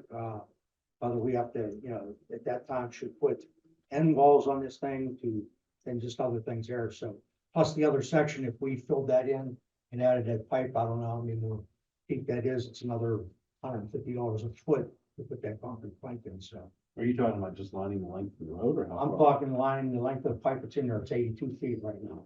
Lining with what, Gary? It'd be lined with that, inside pipe, the plastic liner like we did down on, It's a trenchless liner, they shoot it through, it starts out warm and then they roll it out, they blow it up, it actually blows up like a balloon, they run steam into it. When it's done, it actually cures to about 3/4 to an inch thick, it's got solid. I mean, like 100-year half-life. It's a solid pipe when they're done, so. Yeah, so no roots get in anymore, it's completely finished. And actually, it's a big thing that they're doing more and more. I know, Reach probably knows a lot about that because McCandless has been doing that for years. There's a lot of sanitary, MPSA, everybody's doing it now with the liners and the pipes, so you don't have to do the You're excavation. not doing the excavation, you're not destroying the road, you're not destroying the property, having to restore it and everything, it reaches further too. Whenever you build a trench, you've got liability, because now you've got an open pit that somebody can fall into. But it's, like I said, I mean, it's something, like I said, I can't say that we probably couldn't do it, we probably could do a job like that, I'm not sure how much time it would take us to do that, and hopefully, we won't run into any kind of serious situations at the time doing it, but, and we could probably save a little bit of money on it doing it that way. Like I said, I'm not sure, whether, Sean, whether, he did probably recommend something like that, probably could do a little engineering on it before it was done, right? Yeah, if you wanna look at it. As long as that liner, when it's cured, it's gonna add enough strength to it. Because remember, the metal thin whistle pipe in there, I'm sure if the bottom's going, The bottom's what's gone, but yeah, the rest of it might not be in the best of shape either. They run a camera when they do these to see if there's any swale or anything that can't go, that the line can't be shot Yes. through. And if it's all clear according to the camera, then they'll They, recommend shooting. they look at it and they'll recommend whether it's, Yeah. and they've already looked at this and said they would recommend lining it. Okay. So I mean, it's just a choice on whether As council long want as to it's a do good that or permanent repair. want us to Well, reach that's out. a 100-year half-life, it's pretty good, yeah, so.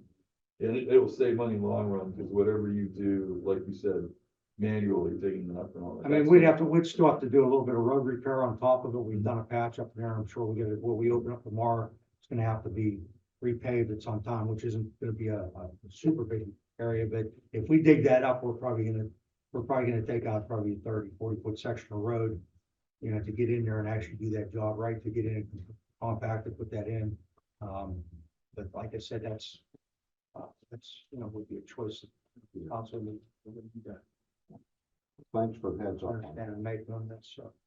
But we will be over here tomorrow with half the road shut off and doing the repair on it, so. Do you have a time schedule when you're meeting with the neighbor? Meeting out with him at 11 o'clock, so I have something, I'm gonna be away in the first thing in the morning, but I should be home before then. So yeah, he's gonna come out. His name's Ethan. yeah. They're on the bend. I don't know if you've ever met him. Oh, yeah. He's coming out. He owns all that property. The one that's on your side coming down to you, he's the one that's complaining, saying his foundation was caving in or pushing in because of the erosion there. But there's manholes and stuff. We looked at it.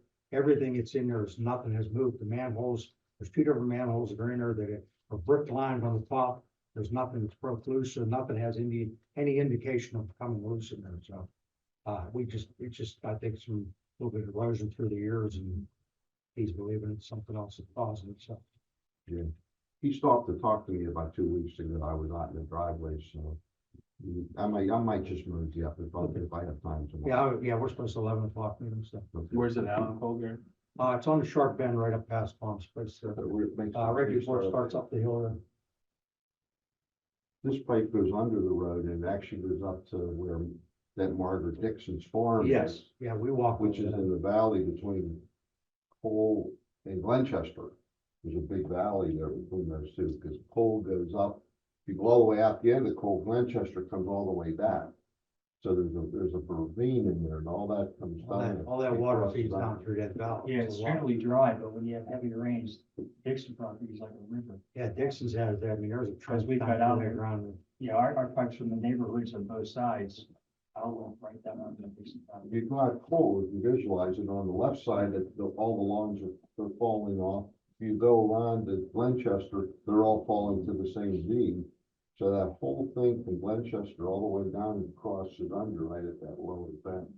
It's pretty big flow. Is that where the road subsidence was, where you were on your way to the meeting one day? Yeah, it's the exact same pipe. But I have the information on the stuff through, they have the pipe or have that line, so, I mean, if we wanna go that route, like I said, I'm not sure exactly how long it would take them to get in there. Our repair will probably, it's definitely gonna keep us to where we can, you know, whenever we're ready, if we wanna go that route, so if it's. Council wants to I go that believe our route. budget for stormwater repair work is 300,000. Off the top of my head, this one thinking, so this would go toward it. And that's where the money's there for, is for emergency situations. Yeah, if you think that's the best way to do it. Good answer. Brian, this is bigger than a pipe you can walk through. That's what I realized, they're 48 foot. Yeah, you can crawl through Yeah. it. I never. When I was a kid, I used to. crawl Gary through probably it. did. I actually have some pictures here, that's pictures of the pipe. Separation of the culvert pipe, it's just a couple of them. That's what makes it a candidate for shooting the line, the separation. Because what happens is the roots get in there and clog it up and everything else gets in there. Yeah, and this pipe overall, I mean, it's clean through, and I talked to this Bob Carpenter, which is the guy that's head of the inside pipe company with them, he's the guy that you contact with that, and they went down and checked it, like I said, everything's pretty clean on it, so, you know, they said it's a good candidate to do that, we want to go that route, so. It's just a matter of getting them okay on it and ordering it and getting it in place, so.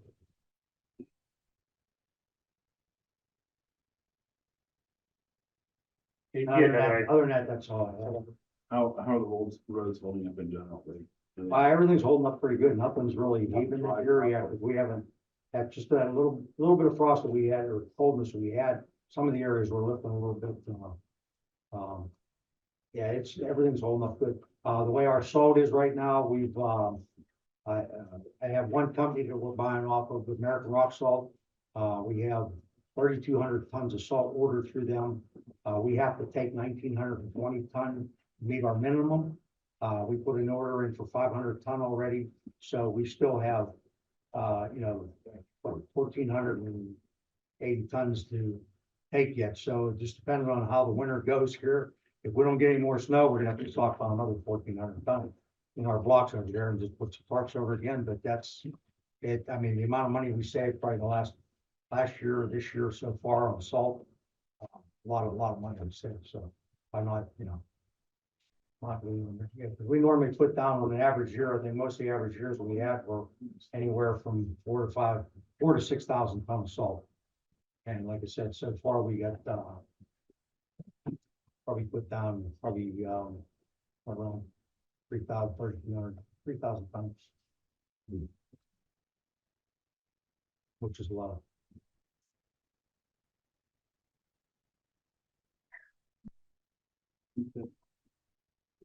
And that's Southern Rapids on, I'm sure. Thank you. Tim, Okay, so, this month we don't have any planning commission applications. We do have one zoning hearing board application for front yard encroachment on West Langmore and Coldview. And, the other thing I wanted to talk about was the zoning map, was in my report, and it's time. We haven't done it since 2013, we've got a few changes, plus a lot of new streets, so. Yeah.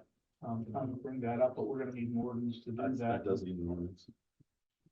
We're gonna have to give the thumbs up to the solicitor here for that. Who draws that up, Sean? Yeah, I think we're preparing it already, actually, we're just making a few tweaks still to vote there. yeah, is it just you just draft it and then, with a generic ordinance? The retro accept it or?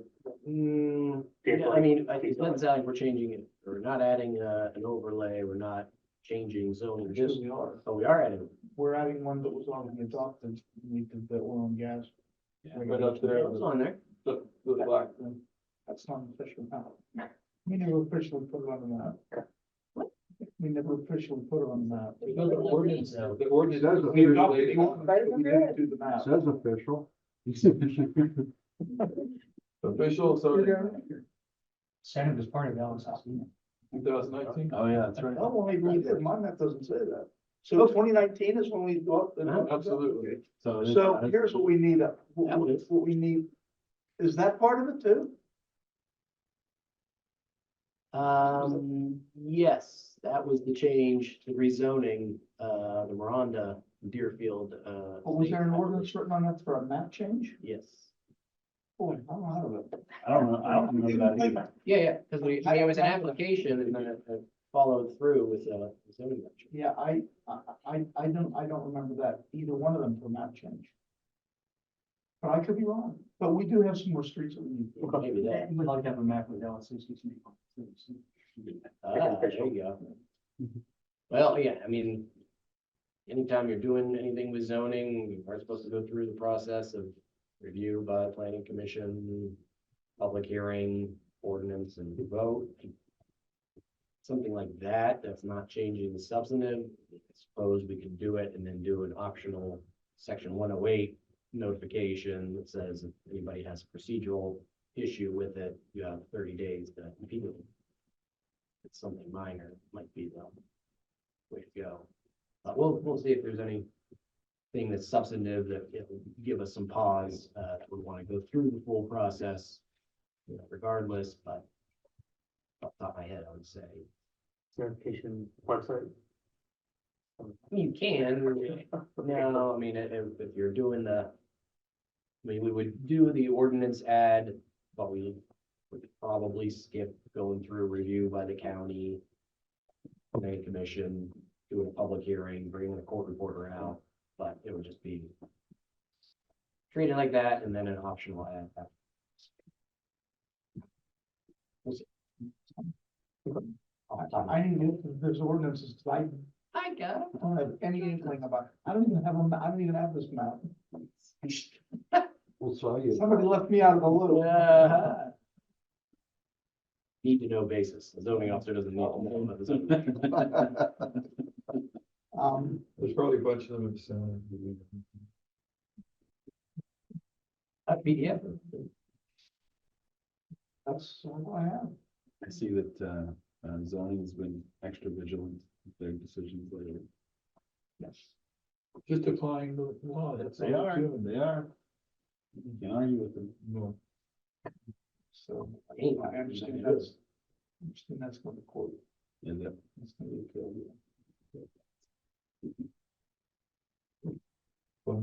Convenience store. No.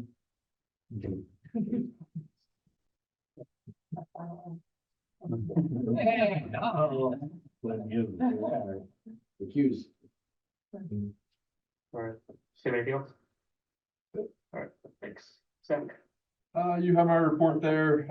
Some of the bigger items are tier call. We did get back to our 13, which is not where we wanted to be. But it was a cheaper 14 than we were. Yes, it was. Saved us what, 300 a deer or so, or, Free driving there. we do need to expand it for next year and do more public recruiting. I can get you better numbers next month. My computer crashed the day of reports. So there's a couple little details I don't have, but, I know how many deer we have because I was watching that number. But we had multiple people not even hunt who applied to hunt with us. just like you said, multiple So, hours, yeah. I would almost say 40–50%. Really? Or we had multiple people go out 2 or 3. I think the golf course only got hunted twice.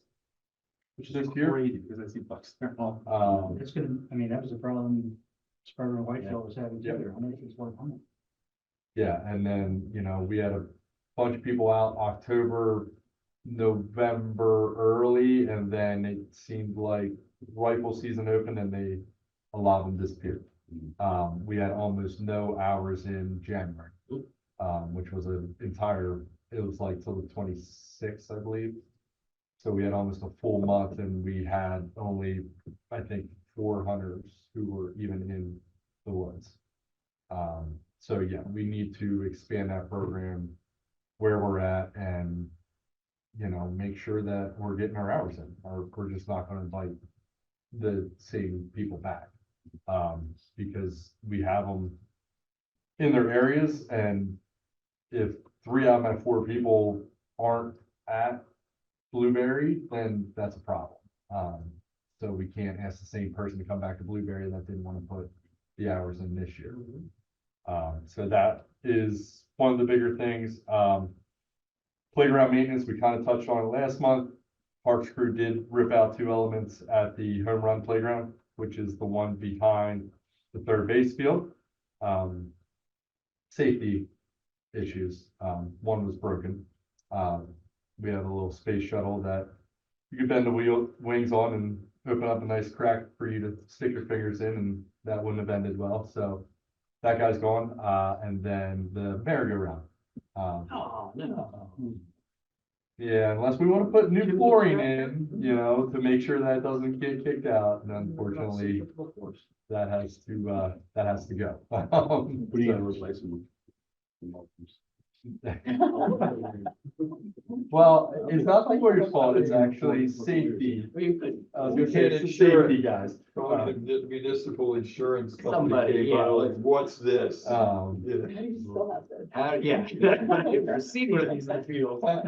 There's still a few out there.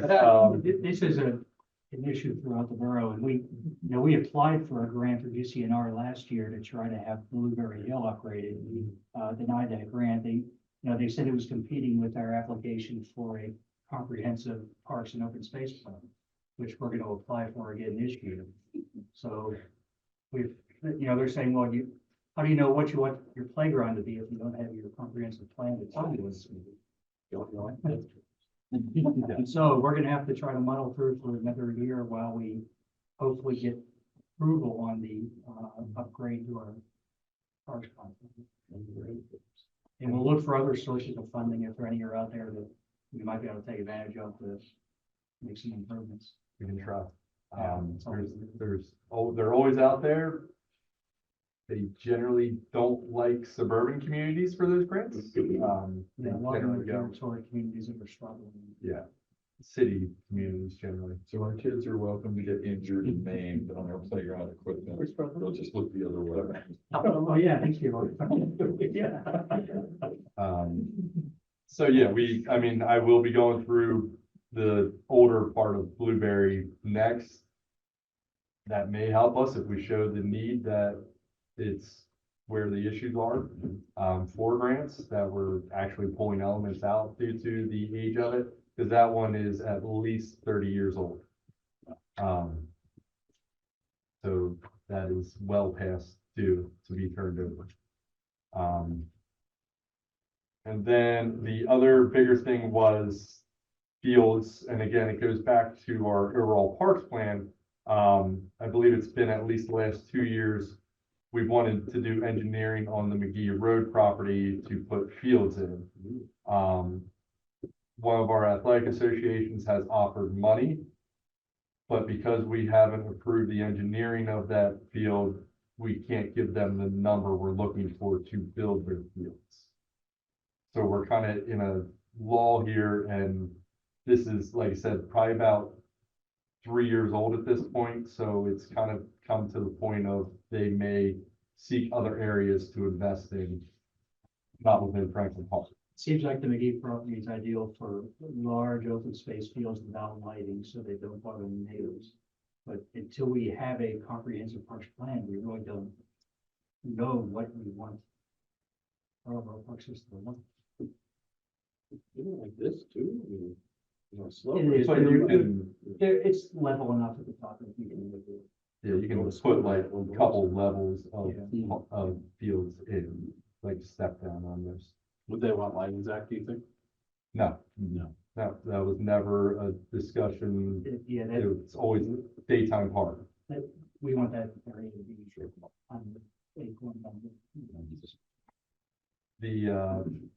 The model would be something like McKinney, there, part of North Parks series, but essentially whatever we can fit over there as far as fields, but they're just open fields. It's a parking lot, open fields, and porta potties. It's not flashy, but it serves the purpose of serving the kids within our community. Yeah, there's definitely, when my daughter plays soccer, there's definitely a lack of soccer fields and access, and it's an issue. Would be in the spot. It would also have the benefit of creating just open space. Lacrosse is another big sport that continues to grow that can use the same fields. So it is gonna hit more community areas. Yes, you could use it for football, but I think our football is quite content in Blueberry right now.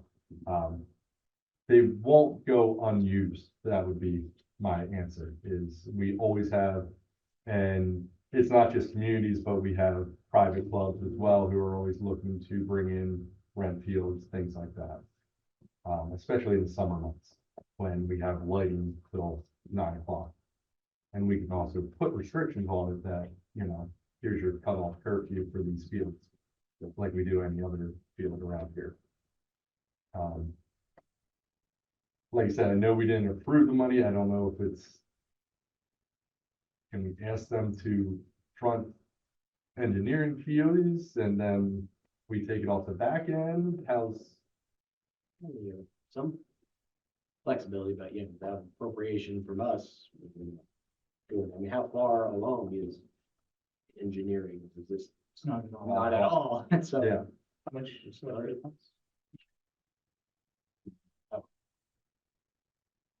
50,000.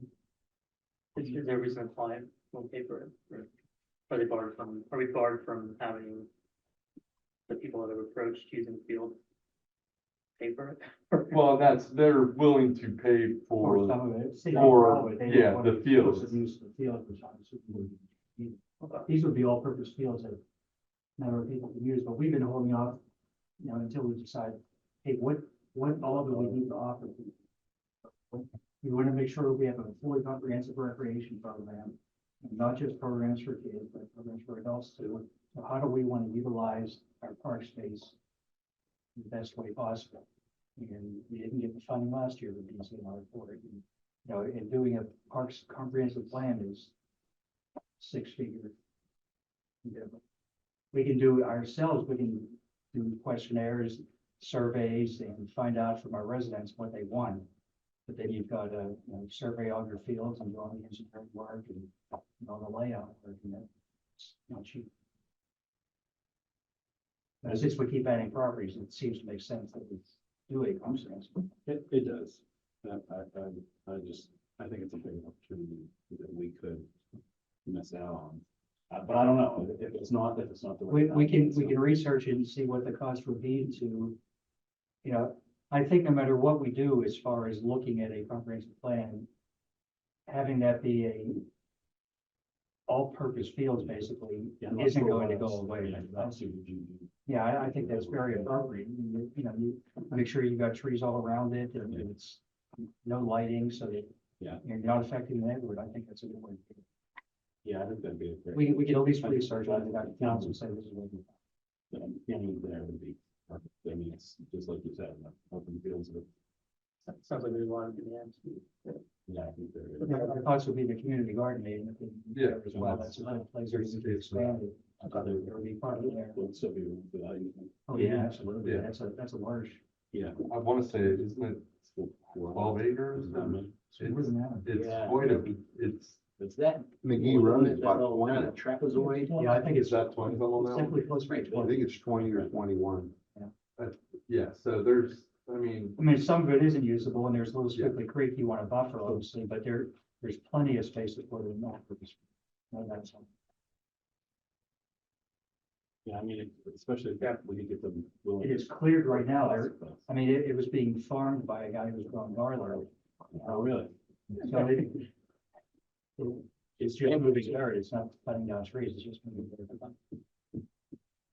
All right, we'll research it and get back to you. get a base number maybe and we can. We'll talk to start Sean and talking see what we about it. can look with. We can look at levels too. I mean, if you want to look at just a concept plan, you don't have to dive in the deep end. Right. You know, That's right. obviously for permitting and all that, and big number. If we want to look at just concept plan and see what works, that's not an exhaustive exercise.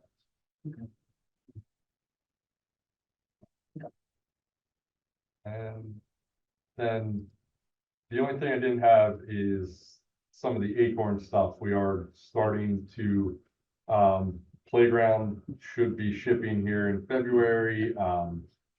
The pump track, we have them scheduled. Right now, our window looks at September 30th. And I also have spoken with Reach. We're hoping that we can move. We're short on material, so we're hoping that some of the MS4 project will also balance out some dirt for Yeah, we're us. thinking we might be able to use something. So we'd have somewhere to At move least some that part. project. So that is in the work as well. So it is getting there, but we are still waiting on our finalized permit. From, LSSE responded today okay. to DEP's extensive list of. Yeah. Most of the responses were very basic. They often are, I'm sure you guys experience the same, some of it DEP is just just on it. look on page 6 or look on page 8 or whatever, and hit some comments. Fingers crossed, we're hopeful we're getting. Now, hopefully DEF grant won't do something because the county said they want to do their own environmental study.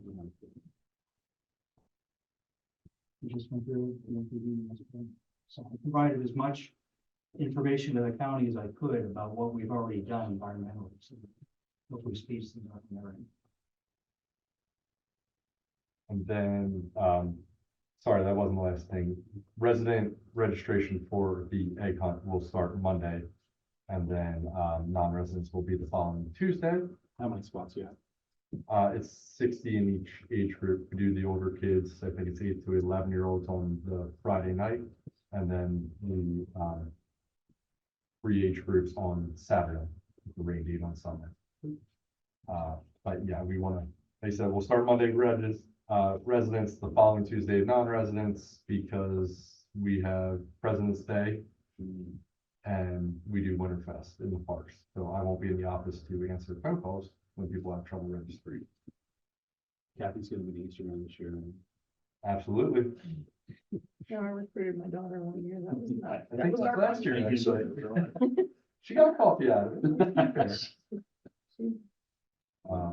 So that is it for me, unless you have any questions. Jim isn't here for the golf course. I just give him questions. Yeah, I just wanted to jump in for Jim on his report. He did explain some renovations that he wants to do to the clubhouse. It's for partly for employee safety, partly just, I think it makes a lot of sense. It'll be under $5,000. It'll be our people doing the work. So if council's okay with that, he's got the time right now with his staff. They can just go ahead and do it. It makes sense. Okay, we'll do that. I think it's gonna be, possibly for food service later on, it's good. Yeah, it makes sense. I mean, I think hot dogs would sell there, for example. As we mentioned that. Says safety consideration. Safety, there's like no viewers on that. Exactly. Yeah, You got your back to the end of the- Yeah, he said step up. Out of the way. Yeah, yeah, he had a pretty detailed out those. I have a question about Lenbrook. That second bridge on the lower, is that sound? The bridge is sound, but we are working on it and it's been repaired Oh, yeah. Well, it keeps multiple getting times. washed out. Yeah. We go there regularly. We were there like 2 weeks ago and then Dave and I were both on the bridge and he is not a petite man. It's like, I gotta get off this bridge. Dave is all right. The structure, it's just that mount area, the Yeah. base part. The concrete column there is all Is the up, yeah, lip of the stairs levels. yes. And So it's floating. we are trying to figure out a more permanent solution on that. Has Jim had you look at that at all? Okay, I know Parks Department is working on it to shore it up. Yeah. Without having to redo it again in 3 years, which I think is It's a tough about the spot. last It's time. getting washed out. Yeah, it's just every time we fill in the bank with riprap, it pushes it back out and then hits head on. Yeah. One of our proposals is to not turn it at the end and instead have it run into the hillside. Oh, okay.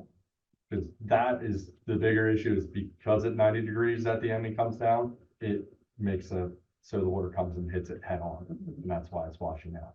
So we need to get the bridge basically across to land further. That's kind of where we're at right now. So yes, it is. There's a couple of Blueberry too that need Yeah. to be addressed. There's one Over that crossings. drops stuff between the bridge and the land that's supposed to land on. So, I know that you have a plan on that, LSSE does have a plan for that, because that's all runoff. Yeah. The Blueberry Park, trails. That's not even, because that's the creek, obviously, at Lynbrook, but yeah, that's all runoff. Yeah, we actually do have our PDS permit for blueberries. Okay. Just a matter of figure out how we want to proceed. Yeah, so we know we have the issues, we're trying to address them. But as we all know, and every department knows, money's tight and to put a new bridge there is a lot. Yeah.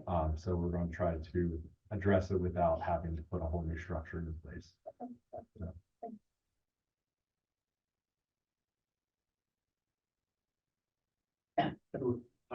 As always, I think we hit a lot of ours along the way here. Acorn Park, yeah, just to clarify, we got comments a couple weeks ago. It went back in today. There were a good number of comments, but not many of them really substantiated much change to the plan. So quick turnaround to go back and fingers crossed, because as we know, we are approaching construction season here, so see that one out to bid. So Acorn's moving along. I do see later on the agenda, there is a place for fire alarm. We actually, we could move that up to Okay. now, because I think after Justin does his report. This is, so Okay. we can talk about the fire alarm system. Okay, well, actually, let's do that last one. The other thing, just to interject, and so I don't lose it, is, we talked about grants for recreation. The other one that is open or is about to open is, through CFA, so Greenways Trails Recreation, for their GPRP programs. It's a 15% match. That's end of May, so Blueberry or wherever that's out there, something to not compete with DCR. So yeah, then fire alarm improvements, we had a bid opening, as council's aware, we've been working closely with Andy, and our consultant, our MVP consultant, WNA. Bids were open last Tuesday, low bid, was Alderson Crawford Electric for $148,492.36. That's new panel up front, new detectors throughout the building, fire alarms, to basically bring the building, both levels here into code compliance. And replace the technology of the controller and the panel. One of the big problems is when you go to the floor outside town, it's 45. It's coming in 148. And the other ones were even higher. Yeah, one was $100,000 or so. Yeah, So, next bidder was round numbers 165, so they were close. The third one was high, he was almost 250. Sometimes we see this throw in there. You think that's right for this project? well, the estimate we have for it is 3-year-old rough estimate. But having said that, we could probably limp along for another year and actually budget for it correctly next year. You know, we have, the panel goes off every once in a while and we're not quite sure how to stop it sometimes. Kathy usually comes in and finds it and has to push some buttons until it finally stops. Yeah, I kind of like the idea of budgeting properly for it instead of getting smacked we with could it. probably limp along another year and Yeah. then make it a priority, obviously, at the correct estimated price. I mean, that makes sense to me unless somebody else has something that passionately disagree with. Yeah, we can get away with another year. Yeah, yeah, I mean, I'd rather see it in the budget than this. It's not ideal, but we've limped along this. Yeah. I mean, I think for most of the 5 years I've been here, it's been. It's not functioning correctly. Just fire, just be more fire. The sprinklers. We don't, no, we're not sprinkled. It's only an alarm. And as far as I know, I don't know if it works now. We haven't had a fire.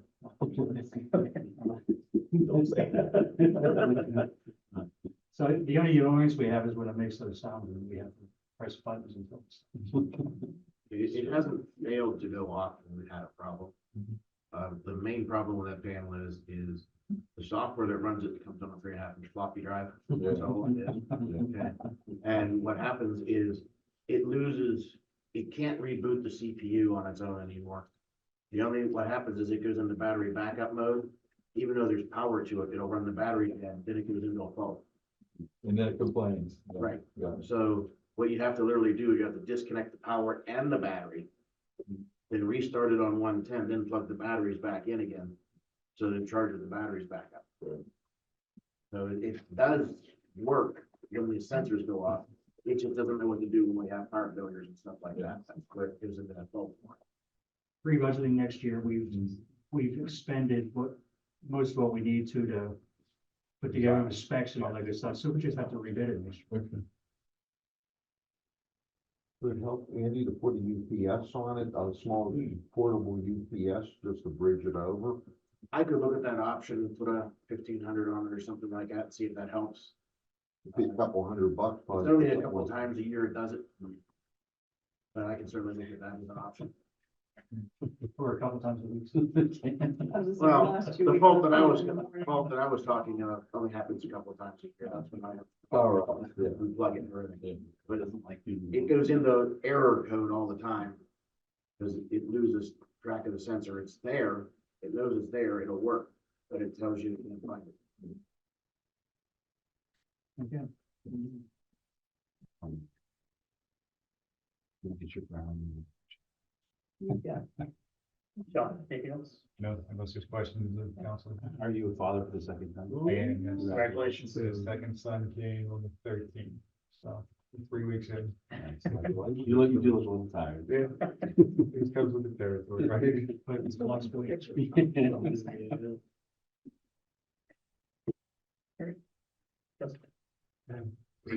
Nothing to add to my report, unless there are Safe way out. questions. No more good news, Justin? Do we get any good news on the funding from Montgomery yet? Rejected. Really? Yeah. Nice. Oh,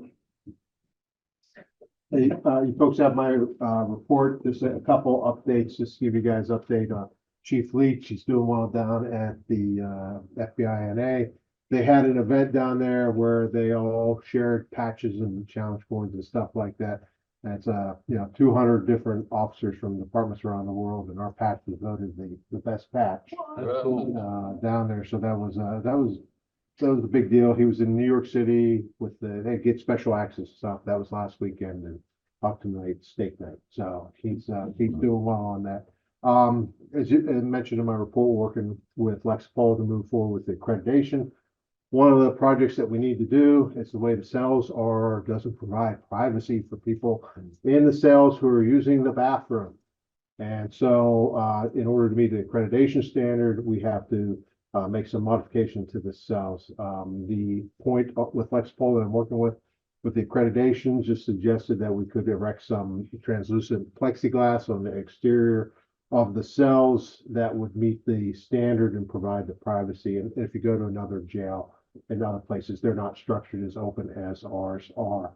I priced that out. Just buying sheets at Home Depot would be close to $2,000. I reached out to a company out of the industrial park up in Warrendale, and they gave me a quote, and this is cut and everything, of about $400. And so I think we could probably accomplish this with, that's just the plexiglass, but to mount it, was thinking just, heavy duty Velcro on the exterior of the cell.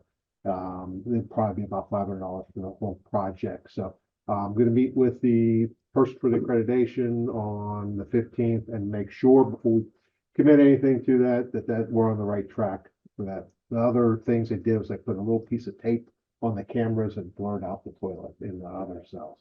So that was good. Just want to give everybody a heads up. As you're aware, Wet Go is going to kick it off on the 15th. They reached out to us.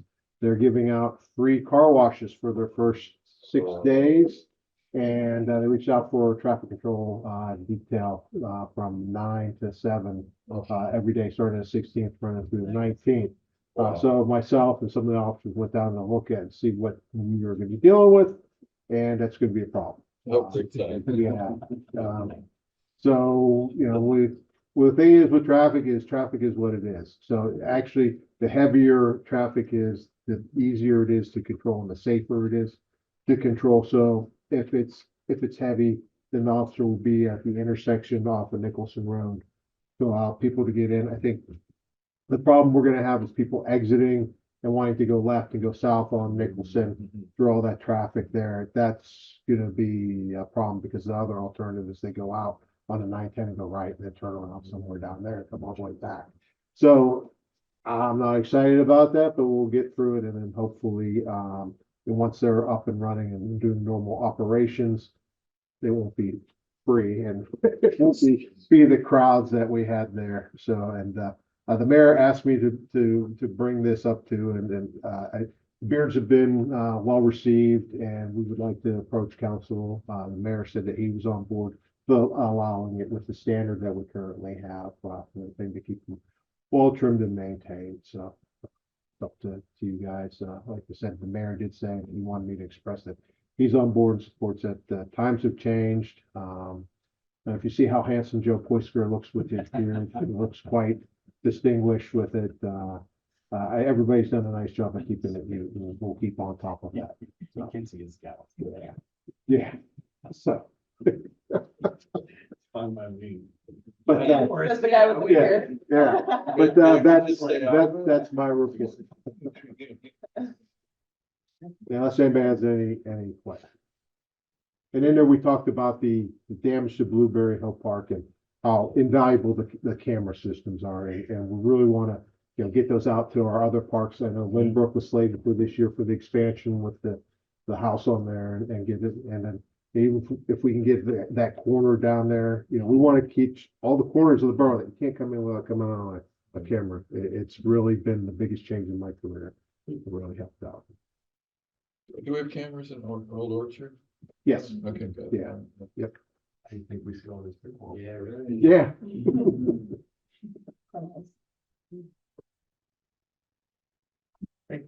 Lieutenant, probably should have called you. You probably watch this stuff too, but I saw something on next door about somebody being approached from 3 kids on bicycles that were harassing. Yeah, Yeah. they were, yeah, we identified them. The picture was really good. They were provided and we took it over to the middle school. We actually knew who one of the kids were. We probably could have guessed it without the picture. He's the new town problem. And, we took the pictures to the middle school and they identified the other kids. Rich Simon brought them in and interviewed them and they're going to be charged with harassment and taking over the magistrates. So I think magistrate has been well received. He really wants to work with the officers in the borough and try to make things smooth. He's getting his feet under him as well down there. It's new to him and it's just been minor glitches, but it's very friendly and very positive interactions with him. Need to keep the same officers. Yeah, I asked him about relocating that and just really isn't feasible with, it would just be too expensive to move it. They get a per diem from the county for their rent, and so. The county doesn't want it moved. Nah. It's. And unless they moved it into Franklin Park, I don't want it moved either, because if we move it into Swickley, then that will be really a pain, to get down there. So it's about as good as it can be. You had high hopes. Everybody does when they first Yeah. start, right? Yeah. Thank you. Thanks. Yes. Thanks, everyone. Very good. Let me get some sleep. Sean. Not you though, Tim, you have this thing.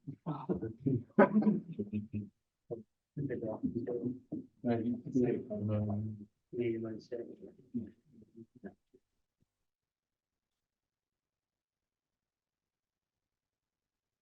Okay, let's see, next time, discuss request regarding the sign, political signage.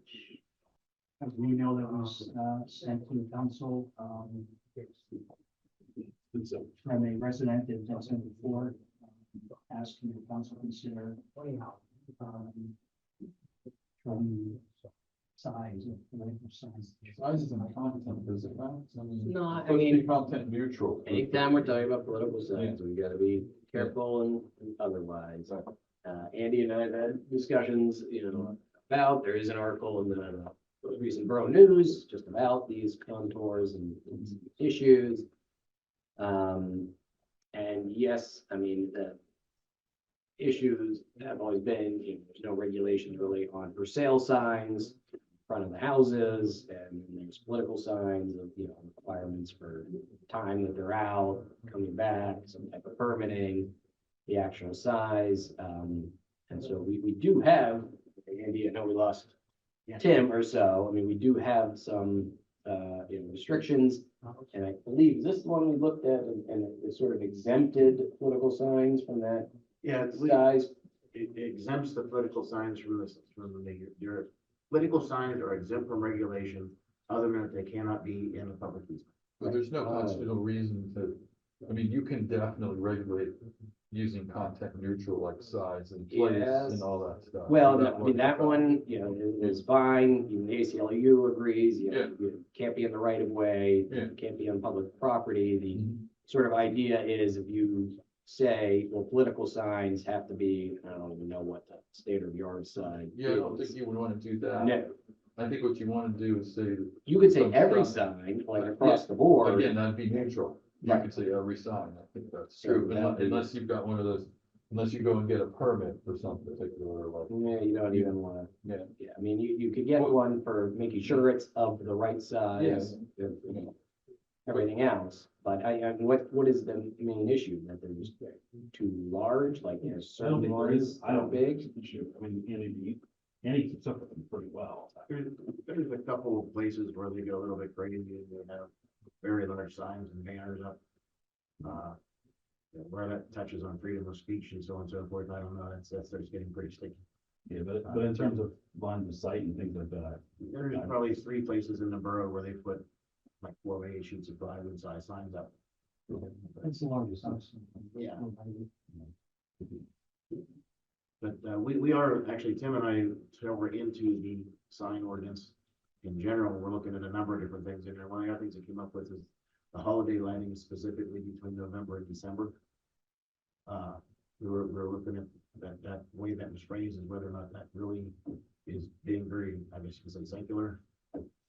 For holiday lighting, giving people to put lights up for Halloween, they put it up for Valentine's Day. But what would, I mean, I don't even know how you define holiday lighting.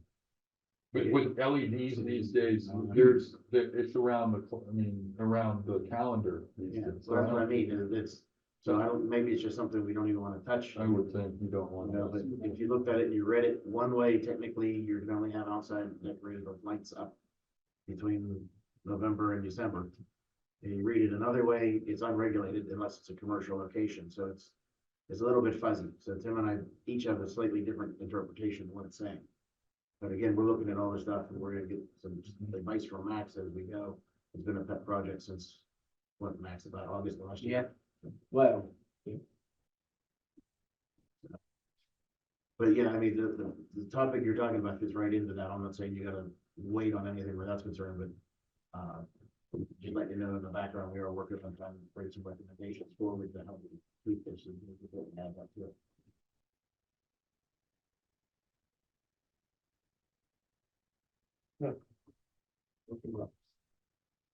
Give an idea of what other municipalities have, or still researching. I mean, I'm just curious, like yeah, Marshall or. I mean, we could go and look. There are some that did some pretty deep dives after a Supreme Court decision on church signs of all things, which really just said, and it has to be uniform. You really should not even be distinguishing between like, directional signs and identification signs and off-site advertising, political sign, everything else. It just should be a broad-based sign. You can say you can have one, but then the problem is you have 3 directional signs and it's a little bit crazy. And when you talk about political signs, it's particularly. I think the biggest one is generally the political sign, and it seems like probably all. And there's a iteration, right, like, these can't be up So, year round or something. no, I mean, that's one of Or the they're not. things, if that's a specific, because you're making a distinction between political signs. Content neutral is the only restriction that's constitutional. Just do not have them in the right of way. Time, place, and manner restrictions that are content neutral. I feel like I didn't have my sign up from 2.5 years ago. Yeah. You see him? Yeah. And don't even get me started on the inappropriate flags and stuff. Invectives and. That's a whole nother issue. Okay, so being research. Yeah, we're looking at on. It's, as Max says, definitely, instead of one year, it's a minefield. Okay.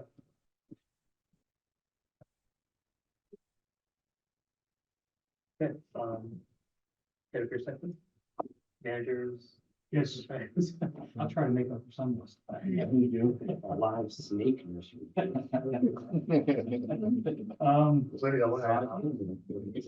did that? Yes, we did. Yeah.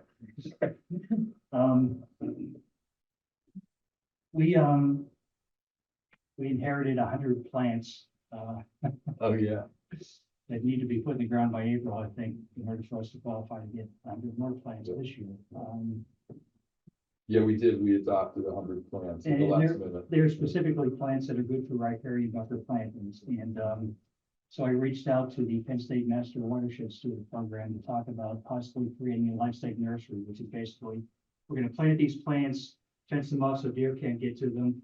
These are the types of plants specifically that when they grow 2 or 3 years, you can cut off twigs, stick them in the stream bank, and they will grow into plants and not pull the stream bank.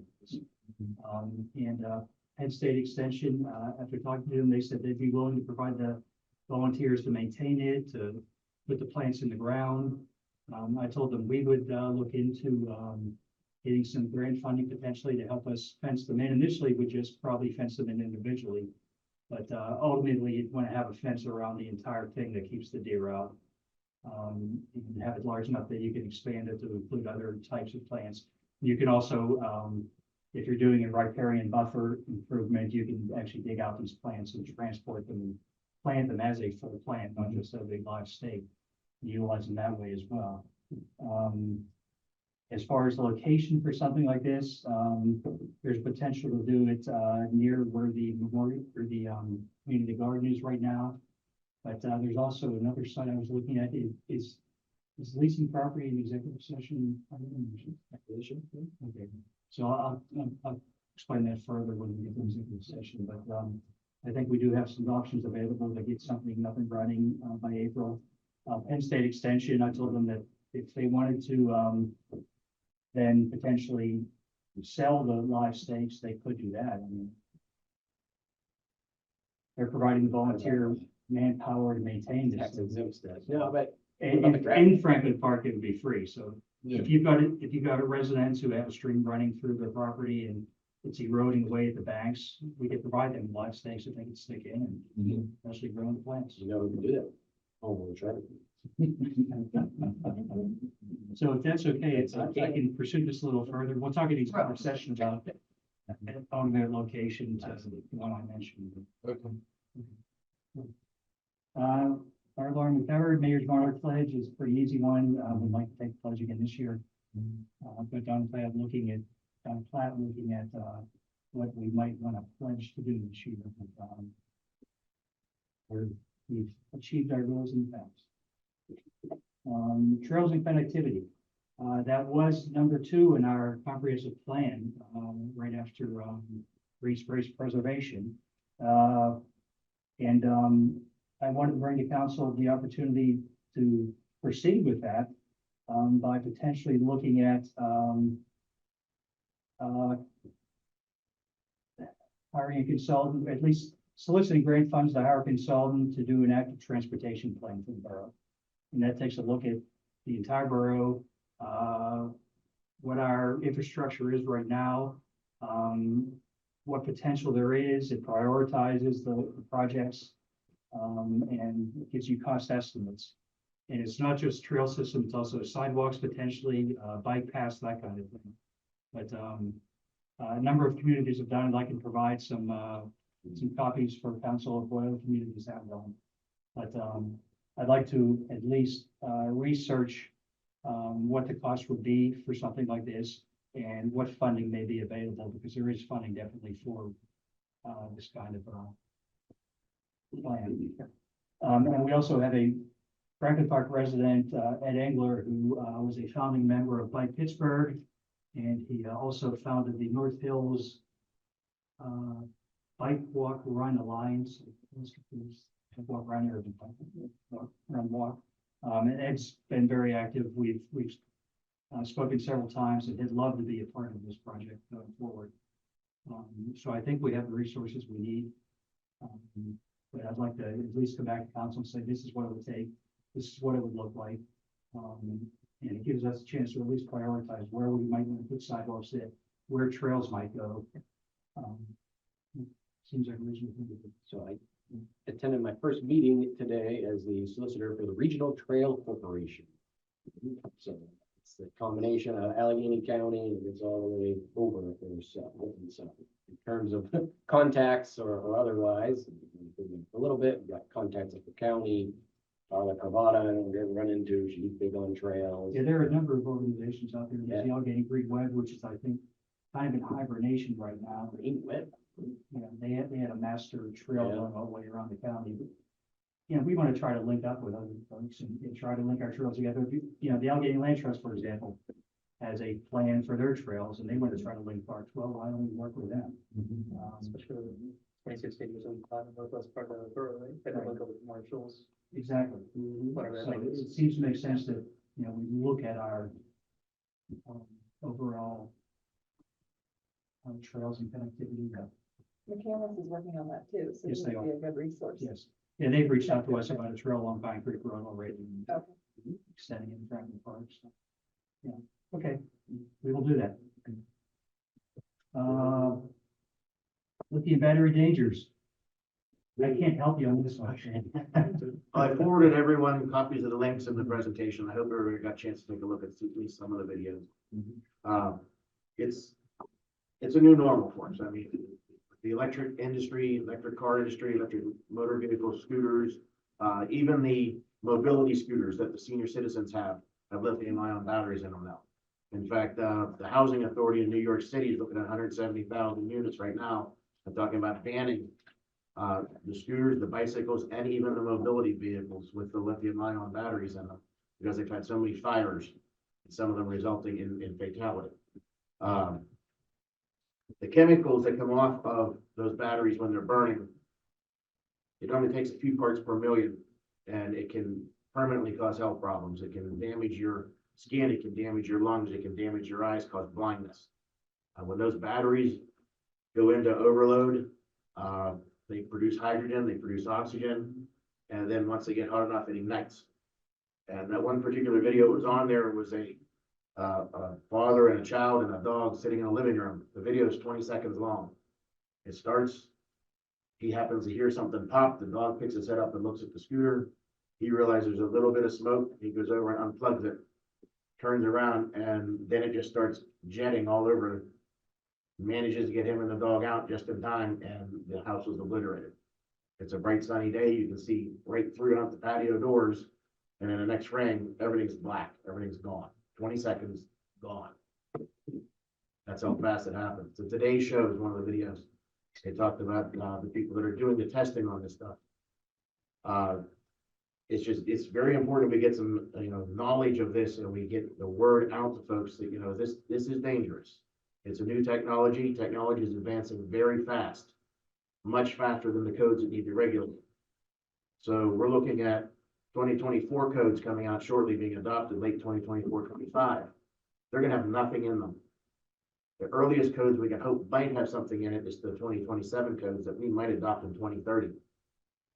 So we're years away from having regulation and saying, look, if you're gonna have an EV vehicle, your garage has to have this.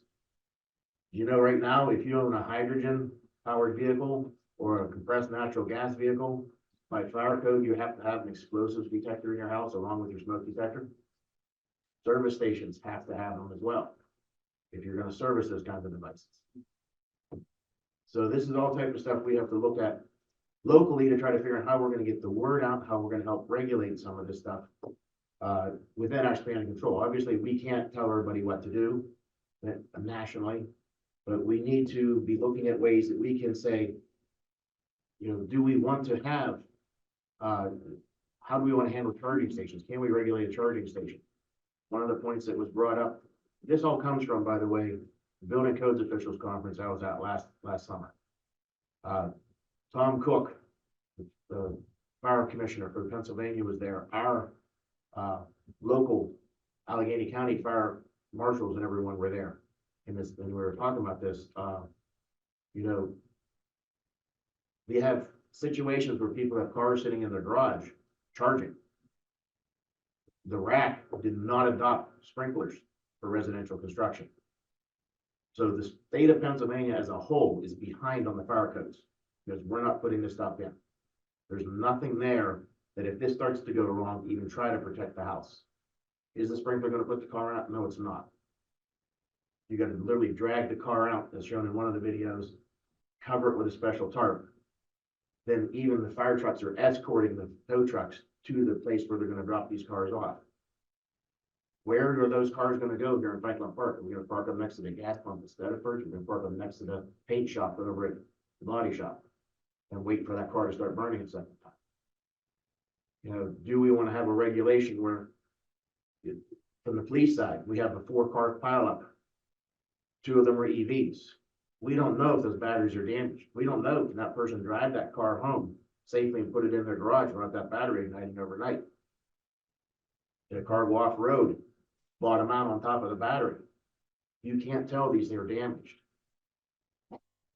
The way the lithium batteries are constructed, they're like a whole bunch of giant AA batteries. They're wrapped. There's a cathode and an anode, positive and negative. And there's isolators in between. If there's any dust or dirt that gets in there during the manufacturing process, because you have a substandard manufactured battery, every time that battery charges or discharges, it heats up and cools off. All of those pieces are moving against each other all the time. If there's dirt in there, it will wear holes in the isolator between the cathode and the anode.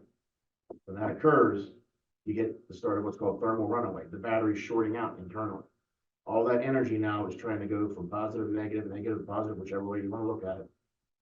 And it's going to keep getting hotter. Now, because this one's shorted out, there's 100 more of them packed all the way around it. They're getting hot. And they just, like a cannon fuse, keep burning out through the batteries.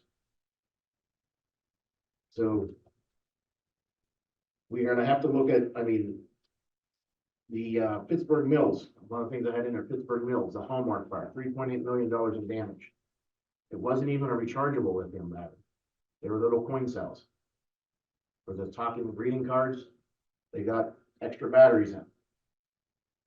The cashier or the person that was employed there was told to put the batteries in storage at the cash register. They came in and those big cards, like they come on, wouldn't fit in the drawer. Taking the initiative to do what you're supposed to do, took all the batteries out, it's on the security camera footage. Threw them in a Ziploc bag, threw them in a drawer. 1:30 in the morning, they shorted out and burnt the Hallmark store down. Water damage was a lot of it. Fortunately, there was commercial sprinklers there to keep it to the cash register. But that's what caused $3.8 million in damage at the Hallmark store, coin cells. How many of you have batteries laying in a drawer at home right now? It's just tossed in the junk drawer. Yeah, this is a new technology. It's a new way of looking at everything we're doing. And there's no real message getting out there to people, let them know the hazards either. And again, I'm not beating up on the electric industry. That somebody, oh, you're just anti-electric car. No. From the time I was a little kid and I understood how a diesel electric locomotive worked, that a generator running a bunch of electric motors is what pulls those cars down the track. I said, if that's so great, why aren't we doing that with cars? You know, I believe in the gasoline electric hybrids. I think we're just pushing the full electric a little bit fast. And that's what we're seeing most of us at right now. But you have to understand, this is everything. This is your scooters. This is your cars. This is your rechargeable flashlight. The one video, little pocket booster you get for your cell phone that you plug your cell phone into and you boost your phone, was left in the laundry when it was laundered. And that video, it blew the front windows clean out of the laundry mat that they were at. So I'm not coming to you with a whole bunch of answers at this point. We need to understand that there's gonna be a lot of effort going on through the building codes departments to try to get more regulation on this.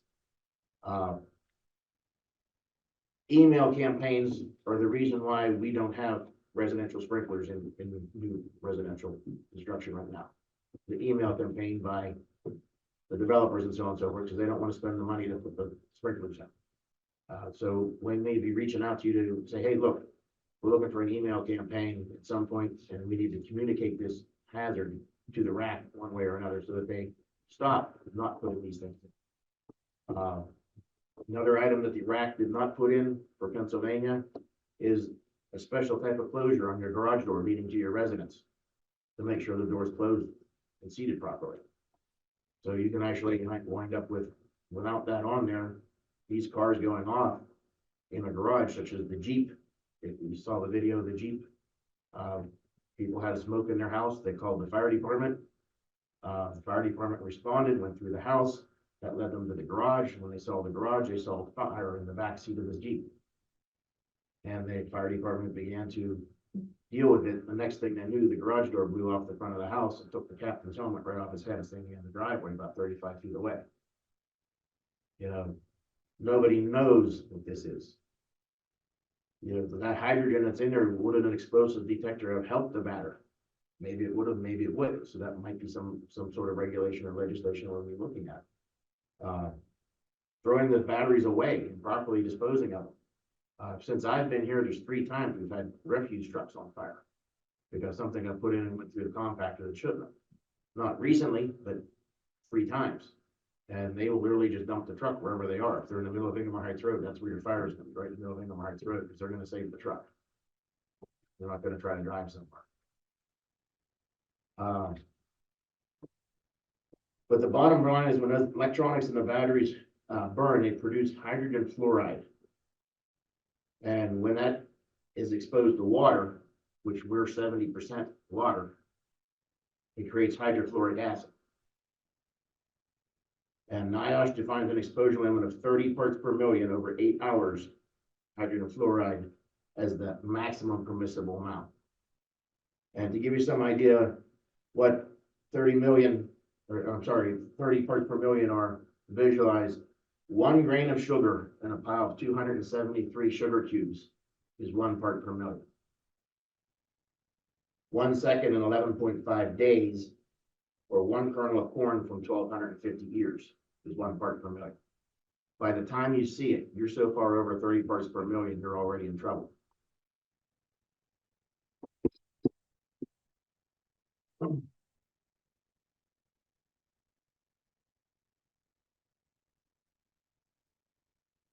So one of the things that we need to push for, and again, the battery regulations are not being classified as hazardous. The only code that we do have regulates batteries to a maximum of 12 kilowatt or kilovolt. Kilowatt. So what happens is the battery manufacturers only manufacture 10 kilowatt, but they'll sell you 9 of them to put on the wall in your house for your battery wall. That makes them unregulated because they're separate. The legislation we currently have does not say aggregate amount of this many kilowatts requires these safety features. So that's one of the things that they're working on trying to get changed. Garages that have these vehicles in, they make special, what they call blast doors, which is basically you would put what looks like a window in the side of the house or the side of the garage. That is the weak point, so that if something does happen inside the garage, it won't push into the house, it'll blow that panel out in the garage. That's the type of stuff that they're looking at. One of the suggestions was made that the auto manufacturers themselves need to take a certain amount of responsibility for the, like when you have an accident and the electric vehicle catches fire, should there be a quick connect nozzle, sort of like a fuel nozzle. If you've ever watched NASCAR, the different races where they come up with a fuel can and stuff the nozzle in and dump the fuel in the car, should there be a special fire nozzle that you stuff in there, and now built in the car around the battery is like a sprinkler system. All it does is spray water on the outside of that battery, right off the bat, as soon as the accident happens. So you can start cooling it. We're not doing any damage to the car. It's designed to do it. So these are all things that have to be looked at globally to try to fix these things. We need to make sure we adopt the codes that protect us going forward as much as we possibly can legally. Solar arrays, right now, they're going in everywhere. The new National Electric Code that's out there right now requires on a new service entrance, there has to be a service disconnect outside the house. I know there's been a lot of people saying, wait a minute, you're telling me that somebody can pull a switch on the outside of my house and shut my power off? Yes, that's exactly what it is. Because the electric meters no longer kill the power. And when you add a solar array in there, plus battery walls inside of the house, with the firefighters responding to the building, you can't necessarily know that the building's de-energized. On top of that, with the solar cells on the roof on a sunny day, even once you disconnect everything in the house is still hot. So there has to be a disconnect on the outside on all the solar arrays so that they can go over and pull that disconnect and know that at least the wiring in the house is not hot. But you still have the challenge of trying to cut a hole in the roof to ventilate. You've got to cut through solar cells that are generating electricity while you're trying to cut. Because the original solar arrays that were installed didn't require you to leave for specific locations on the roofs of the houses. We have a lot of houses out there that have the original solar arrays. So there's a lot of hazards. One of the things that they do offer, and I think I mentioned this to Sam, I'm not sure, there is a plug that you can get for emergency responders that you just simply open the charging port on the car and you plug this thing in, and it disables the battery so the car won't move. So we're looking at the fire department looking at getting a couple of those. They're $1,000 a piece. But all it does is it tricks the car into thinking it's on a charger, so it can't move the car. At least it's de-energized. But you're still have a battery hanging underneath there. The blankets that the chief brought up before. I did a little bit of statistics for the fire company. In the last 3 years, on average, 54 automobile accidents a year. We're one of the top 50 cities that are one of the top 50 EV friendly cities here in Pittsburgh. San Francisco is number one with over 900,000 chargers, which is basically 475 residents per charger. Pittsburgh's number 31 with approximately 3,063 residents per public charger. Philadelphia, number 32 with 3,071 residents per charger. And Harrisburg, Lancaster, York with 3,351 residents per charger is number 36. So the state of Pennsylvania has 3 different major cities that are on that top 50 list. There are approximately 47,440 EVs registered in Pennsylvania in 2022. Don't have any data on 2023 yet. Obviously, they're focused in those 3 areas that I just mentioned. And according to Hertz, the year-on-year growth for EVs registered is 52.71%. So in Pennsylvania, by 2030, we can see close to 1 million cars on the road at that growth rate by 2030, which is when we would finally be adopting codes, if we just wait on ICC. So again, I'm going to be coming back to you with some suggestions in the future as we have these different meetings with building codes officials and so on and so forth. I'm not trying to dump a big problem in your lap here. I just want you to see what's going on and let you know that we need to start looking at this.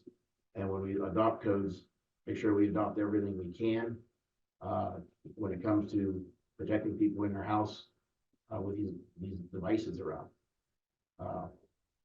One thing that was brought up was actually having a requirement to have a battery house outside of the house and not have the batteries inside of a residence. How feasible that is, I don't know, but there's all kinds of ideas out there. So this is primarily just to bring you the awareness, and we have a tiger by its tail that's been handed to us in a way that God bless the technology as fast as it's growing, but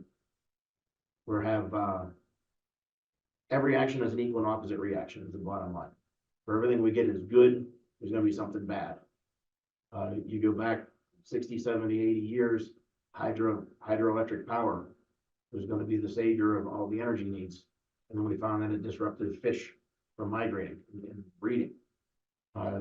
Then we have the windmills, and all of a sudden you see windmill farms shut down because there's an endangered bird, butterfly, or owl or something that's getting killed by the turbine blades.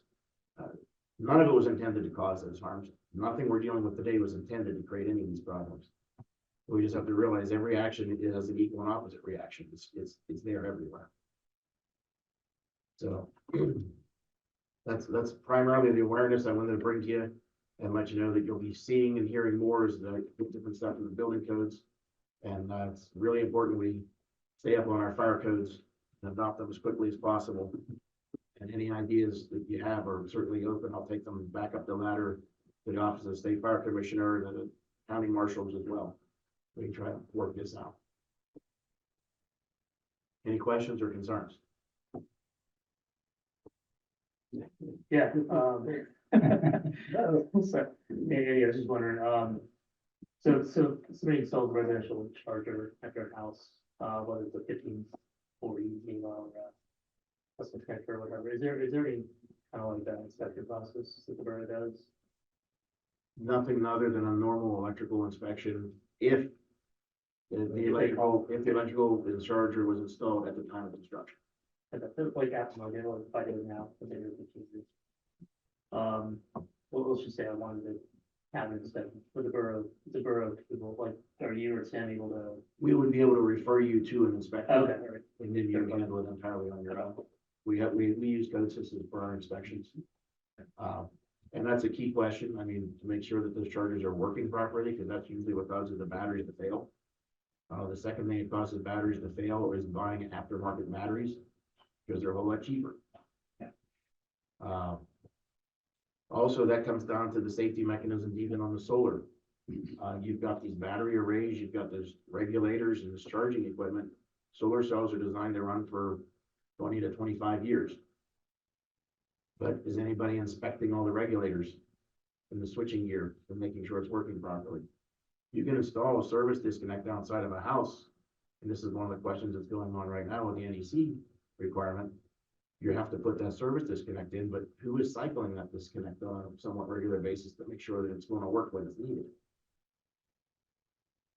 So again, how do you do that? Do you mandate that if you have a battery wall in your house, or you have a solar array on your roof, that maybe every 2 or 3 years, you have to have a certified electrician check it, and make sure everything's working properly? And if that is what you want to do, how do we track that? How do we make sure it's happening? How does that work? And again, how much do we want to try to regulate everybody's individual life too? I mean, that's another question that people don't like. Everybody coming and saying you have to do this, you have to do that. And so there's a lot of very sticky areas with this. It's great new technology. And one comment that was made is you see so many of these places that say, we'll put the new solar cells on your roof, and for 20 years we get X%, and then it's yours. Well, at the end of 20 years, they're pretty much used up, and what you just inherited was a bunch of electronic waste that you're gonna have to get rid of the next time, because it's gonna quit working. So that's the side of it that's not really talked about. But again, it's really a buyer beware type of thing. And I can tell you as a firefighter, it concerns me every time we pull up to a house and I see a solar cell. Fortunately, we haven't had a fire yet that involved the solar panel, but I know how important it is to make sure a house is de-energized before you go in, especially when you're spraying water. We can't necessarily guarantee that the house is going to be de-energized.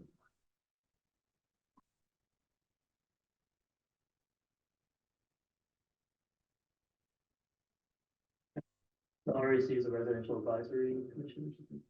I'm sorry? Or RAC, RAC. That is the, I forget the exact, it's an advisory committee to the Commonwealth of Pennsylvania for adopting the ICC codes. And they tend to tip towards whoever they hear the most from. And lately it's been the builders essentially saying, look, we don't want to do all these extra things, it costs too much. So I mean, the first start, I mean, really, when you look at the lightweight construction that's being made today on most of the new homes, if you would compromise one roof truss, one truss assembly on the roof, the two on either side aren't designed to carry the load of that one that was compromised. And that's really where those homes are like a unibody car. They're very good. They work great. They're lightweight. They're fast to put up, and they're going to protect you from what they're designed to protect you from. When something unexpected happens, however, all bets are off. And we're going in with all bets are off type of situation, and with no sprinklers, that house is going to burn very fast. With the adhesives and everything that are used, when I first started getting involved with the fire service, you had 20 minutes before you had to worry about the steel beam in the house getting too hot that would fail. Today you have about 7. And the minimum response time nationally is 9 minutes. So the steel beams will now fail in less than the minimum national response time for firefighters to get to a scene. All because of the synthetics that are used in construction today. All the synthetics we use in construction today are basically melt down to gelatinous gases in the petroleum products. You know, as much as people say we don't want to drill oil wells and everything, it's synthetics. It all comes from petroleum. When it burns, it melts down to a gelatinous form of gasoline, gives off the gases I was talking about before, the same as the electronics. And burns much hotter, much hotter than the natural fibers did when houses were built in the 60s, 70s, and 80s. So it's nothing we're going to legislate out entirely. We have to figure out a way of dealing with it and be prepared for it as much as possible.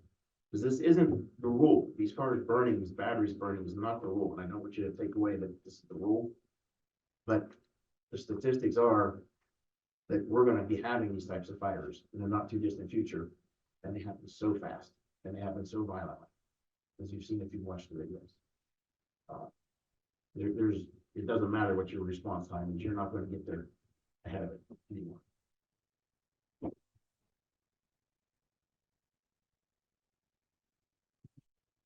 Thank you so much, Andy.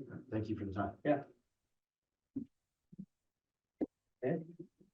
Hit the final item. One item, here's a letter in your place this evening. Consolidated Communications, serves a small portion of, Franklin Park, mainly the northern portion, and,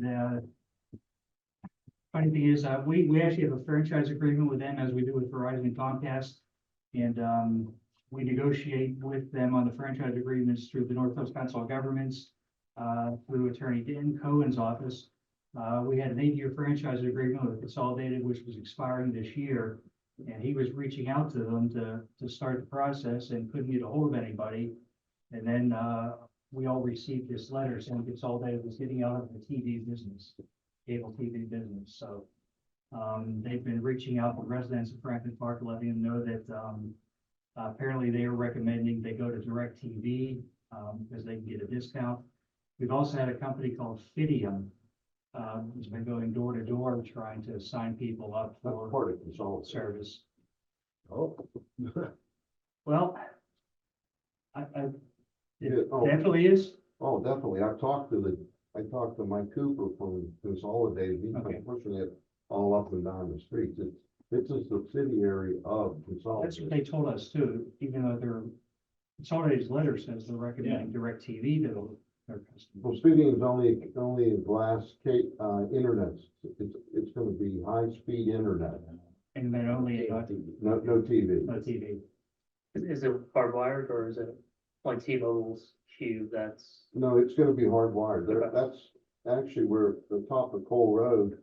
You may remember a few months ago, I was about saying Jim Lawrence was calling me all the Yes. time. They were digging Yeah. up off everything. Okay. That's what they were putting in, the glass up there, but they only put it in underground. And apparently it's active up there. But I've been calling them because they said, when are you coming down to the bottom I have telephone poles where I live, I'm in the older section, and they can't give me a date. So I finally, about a month ago, went to Xfinity and just ordered internet from them. Okay.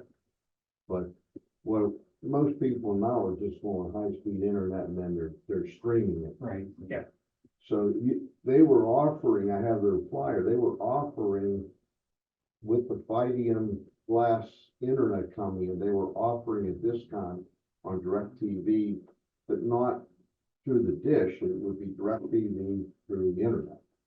Streaming. Just stream. On YouTube TV. Yeah, is that their business model now? Yeah, so I mean, so I've had, I cut the cord like 15 years ago. So I've been using those services. I'm guessing that's what they're pushing here. Those people, I mean, direct YouTube TV, I think they have like 10 million like active subscribers now. But if you have Xfinity, I mean, they're trying to like limit boxes and have you stream on Roku or the Fire Stick or whatnot. So I guess that's what they want to do here, push the hardwire and then use Roku or whatever to use the direct TV app. We had been receiving between $4,500 and $5,000 a year in franchise fees consolidated, so that's what we did. Do the residents have an alternate, well, they can still get the Fidium, that's consolidated internet, right? Some places, but Well, I think it's Xfinity mostly. No, Consolidated's still gonna provide internet service and telephone. Okay. They're just not providing TV. So you'll have to stream, like you said, you'll have to use your Streaming streaming to get to Or the TV. Or DirecTV. Yeah. Is every part of the borough, is every part of the borough covered by internet? Yeah. Basic internet, like, okay. Most places are covered by at least two. We have Consolidated and we have Comcast Xfinity. Okay. We're on that. Other places have Verizon and Comcast, but which are Okay. two choices. Right. I believe that most of the residents have two choices. I think the majority is Fios and Comcast, but over towards Tom and some other parts. Consolidating Comcast, okay, all right. So is the subsidiary Fidium, are they regulated by the PUC or they like? But they're not TV, they're all. Yeah, they're not cable, they're communication. They're just fiber optic. So franchise fees, are like for TV, was that for like general? Okay. Because it's use of the right of way for Right. non-communication, non-gas, non-utility. But isn't the internet Until it's not considered a utility? I don't know. Broadband, the okay. I think there's been pushes to try and improve it as a utility, but it's very successful. Okay, so our only thing here is we look at. Another happy piece of news for the budget. But it's really. On time and it's a way. What, 1%? It was. Oh, we're not spending $45,000 on the fines. This year. Yeah, this year. Okay. All right. Batteries in here. Cool, so, all right, reports for council and mayor, so. We already went, so, Luke, I haven't even said. someone, Yeah, I do have one thing, believe it or not, it's from Jim Lawrence, but it's a legitimate concern, I think. That's a qualified. Yeah, right. There is a large fracking well being developed over in West Deer, off of 910. If you're familiar with Cross Rod 8, where Middle Road is over there, just north of 910. And I guess the residents of Richland and West Deer are all up in arms. They're gonna be bringing all of the trucks in to get to that from the Lexford interchange up here at 79. They'll all be traversing 910 over to Rod 8. They're expecting up nearly 1,200 truck trips per day on 910 between West Deer and our Wexford interchange, according to what I've been able to find out. I just raised it because I don't know if we can even stop it. It's a PennDOT road. Oh, no. No. it will affect us if they're coming down Wexford Run up the hill to get on. That already backs up pretty significantly to get on and off Wexford. Then I remember over there, we used to be like a car dealer, then there was a motorcycle shop there on the left side. It's about a mile and a half north there. Where is this? West Gear? West Pier. Middle road, middle road. That's a good one. Yeah, I know. It's like 910 east. So, okay. Yeah. On the other, As far as Paul. 4 or 5 miles on the other side of Ride 8. It's So you keep passing It's a good clip. on the way to Narcissus. You go to Narcissus, you've gone too far. Okay, so it's around there. Okay, all right. All right, so there, where you get there is through, all right, interchange. Yeah. So they're gonna be bringing all their materials apparently in for quite a considerable amount of time. 1,144 truck trips per day Is is estimated for 24 hours per day, every day. And I'm not, it doesn't give it how many days that's gonna take. So this says it's 12, they have to disturb 12 acres of earth, so. Could be a while. So I guess over in the West Deer, Richland area, they're all up in arms about all this traffic. And, So I don't know if anything we can do. I just wanted to throw it out there. I think it's a legitimate news story. This says construction summer 2025, is that different? It doesn't give a date. It just says when it occurs, it's gonna be significant. These are what they call well pads? Yeah. Well pads. Yeah. Well, that's gonna add a lot of property value. People want to I live was in like, there. we have an interchange project coming up too, on top of that race. So Yeah. further screen. Yeah, they might need to find a different way in now. That's. It says it's called the Lido Well Pad and it's Yeah. currently under legal appeal by the West Deer residents. So West Deer is apparently fighting it. I didn't have a chance to read into all this, but you're saying I just had it pulled up on cemetery. there's evidence that it's For me, 'cause we had the application. but nothing we can do about it, I don't No. think. And then we could flip it just like. In fact, most of them, by the time they come into the interchange, they actually won't even go into Franklin Park. Yeah, but if they're in the middle you're- lane of that interchange, it will massively back up. Yeah, like worse than 5 o'clock, 5:30.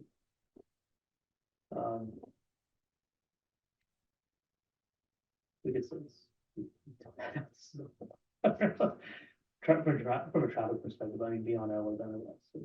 Doesn't say anything about them using lithium powered trucks. I don't think you see that the oil and gas side. No, you do. They're electric frac fleets now. Yeah. Don't run off of.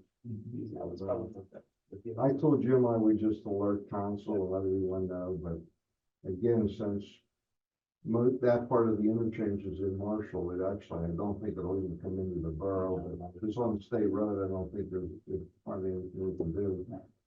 I think if you've ever traveled that between the interchange and, let's say, Church Road, when you get up into Wexford there, that can be lined up all the way from Wexford Run up to the top on Cole. I mean, it's already, during rush hour in the mornings and evenings, you can get a 1 mile backup trying to get to or from 79. If you throw all these trucks in, I think it's gonna get much worse. Yeah, there's no plan to modify that whole 910 intersection, I guess, with a turning lane. That's part of the issue, like not having a turning lane to go from 910 to let them on the pole. That, Right, I mean, usually if I'm coming that way and there's a whole line coming toward me, I get down all the way to the bottom of Wexford, run, Yeah. turn in there and come around and come back up. Cause it's the plan right before that has a turning lane. yeah, that's the odd. Why they didn't extend it up to have a turning The lane? Wexford station has a turning lane too. Right. Okay. All right, I just Yeah. wanted to point that out. I was gonna talk about what Gary already talked about on coal, so there's no sense in rehashing it. All right. Thank you. No, I'm good. Nothing really to add. I just want to say, we did talk about the lithium batteries in chem, so it's cool to see it kind of connecting there. All right. Yeah. Just a quick question for Reese. One of my residents, asked about stormwater drains on Trimble. So I'm sure you're familiar with that request. what's going on with that, so I can say something, right, you know, At this point, nothing. that's fair, that's fair. It needs to be well budgeted, I think, yes. It Yeah, needs to be looked at. yeah, okay, It's undersized. yeah. But then you've got to look at where the outfall is to make sure you're not overwhelmed. Onto something else, and the problem is it's coming from, Daffodil, which is a whole nother issue. But yeah, I'm just talking about the water right on Trimble South. Oh, forget that, Daffodil, Daffodil's. very little. Yeah. Daffodil's a private road. Yeah. Um, Yeah. and water is coming off of Daffodil through those properties down on the property in Trimble. But it's a private road, we really can't Mhm. manage their stormwater for them. Nope. So, Fair enough. again, That's all I got. Okay. Cool, I guess we're in executive session now. Right. Great. Oh, yeah, I don't know.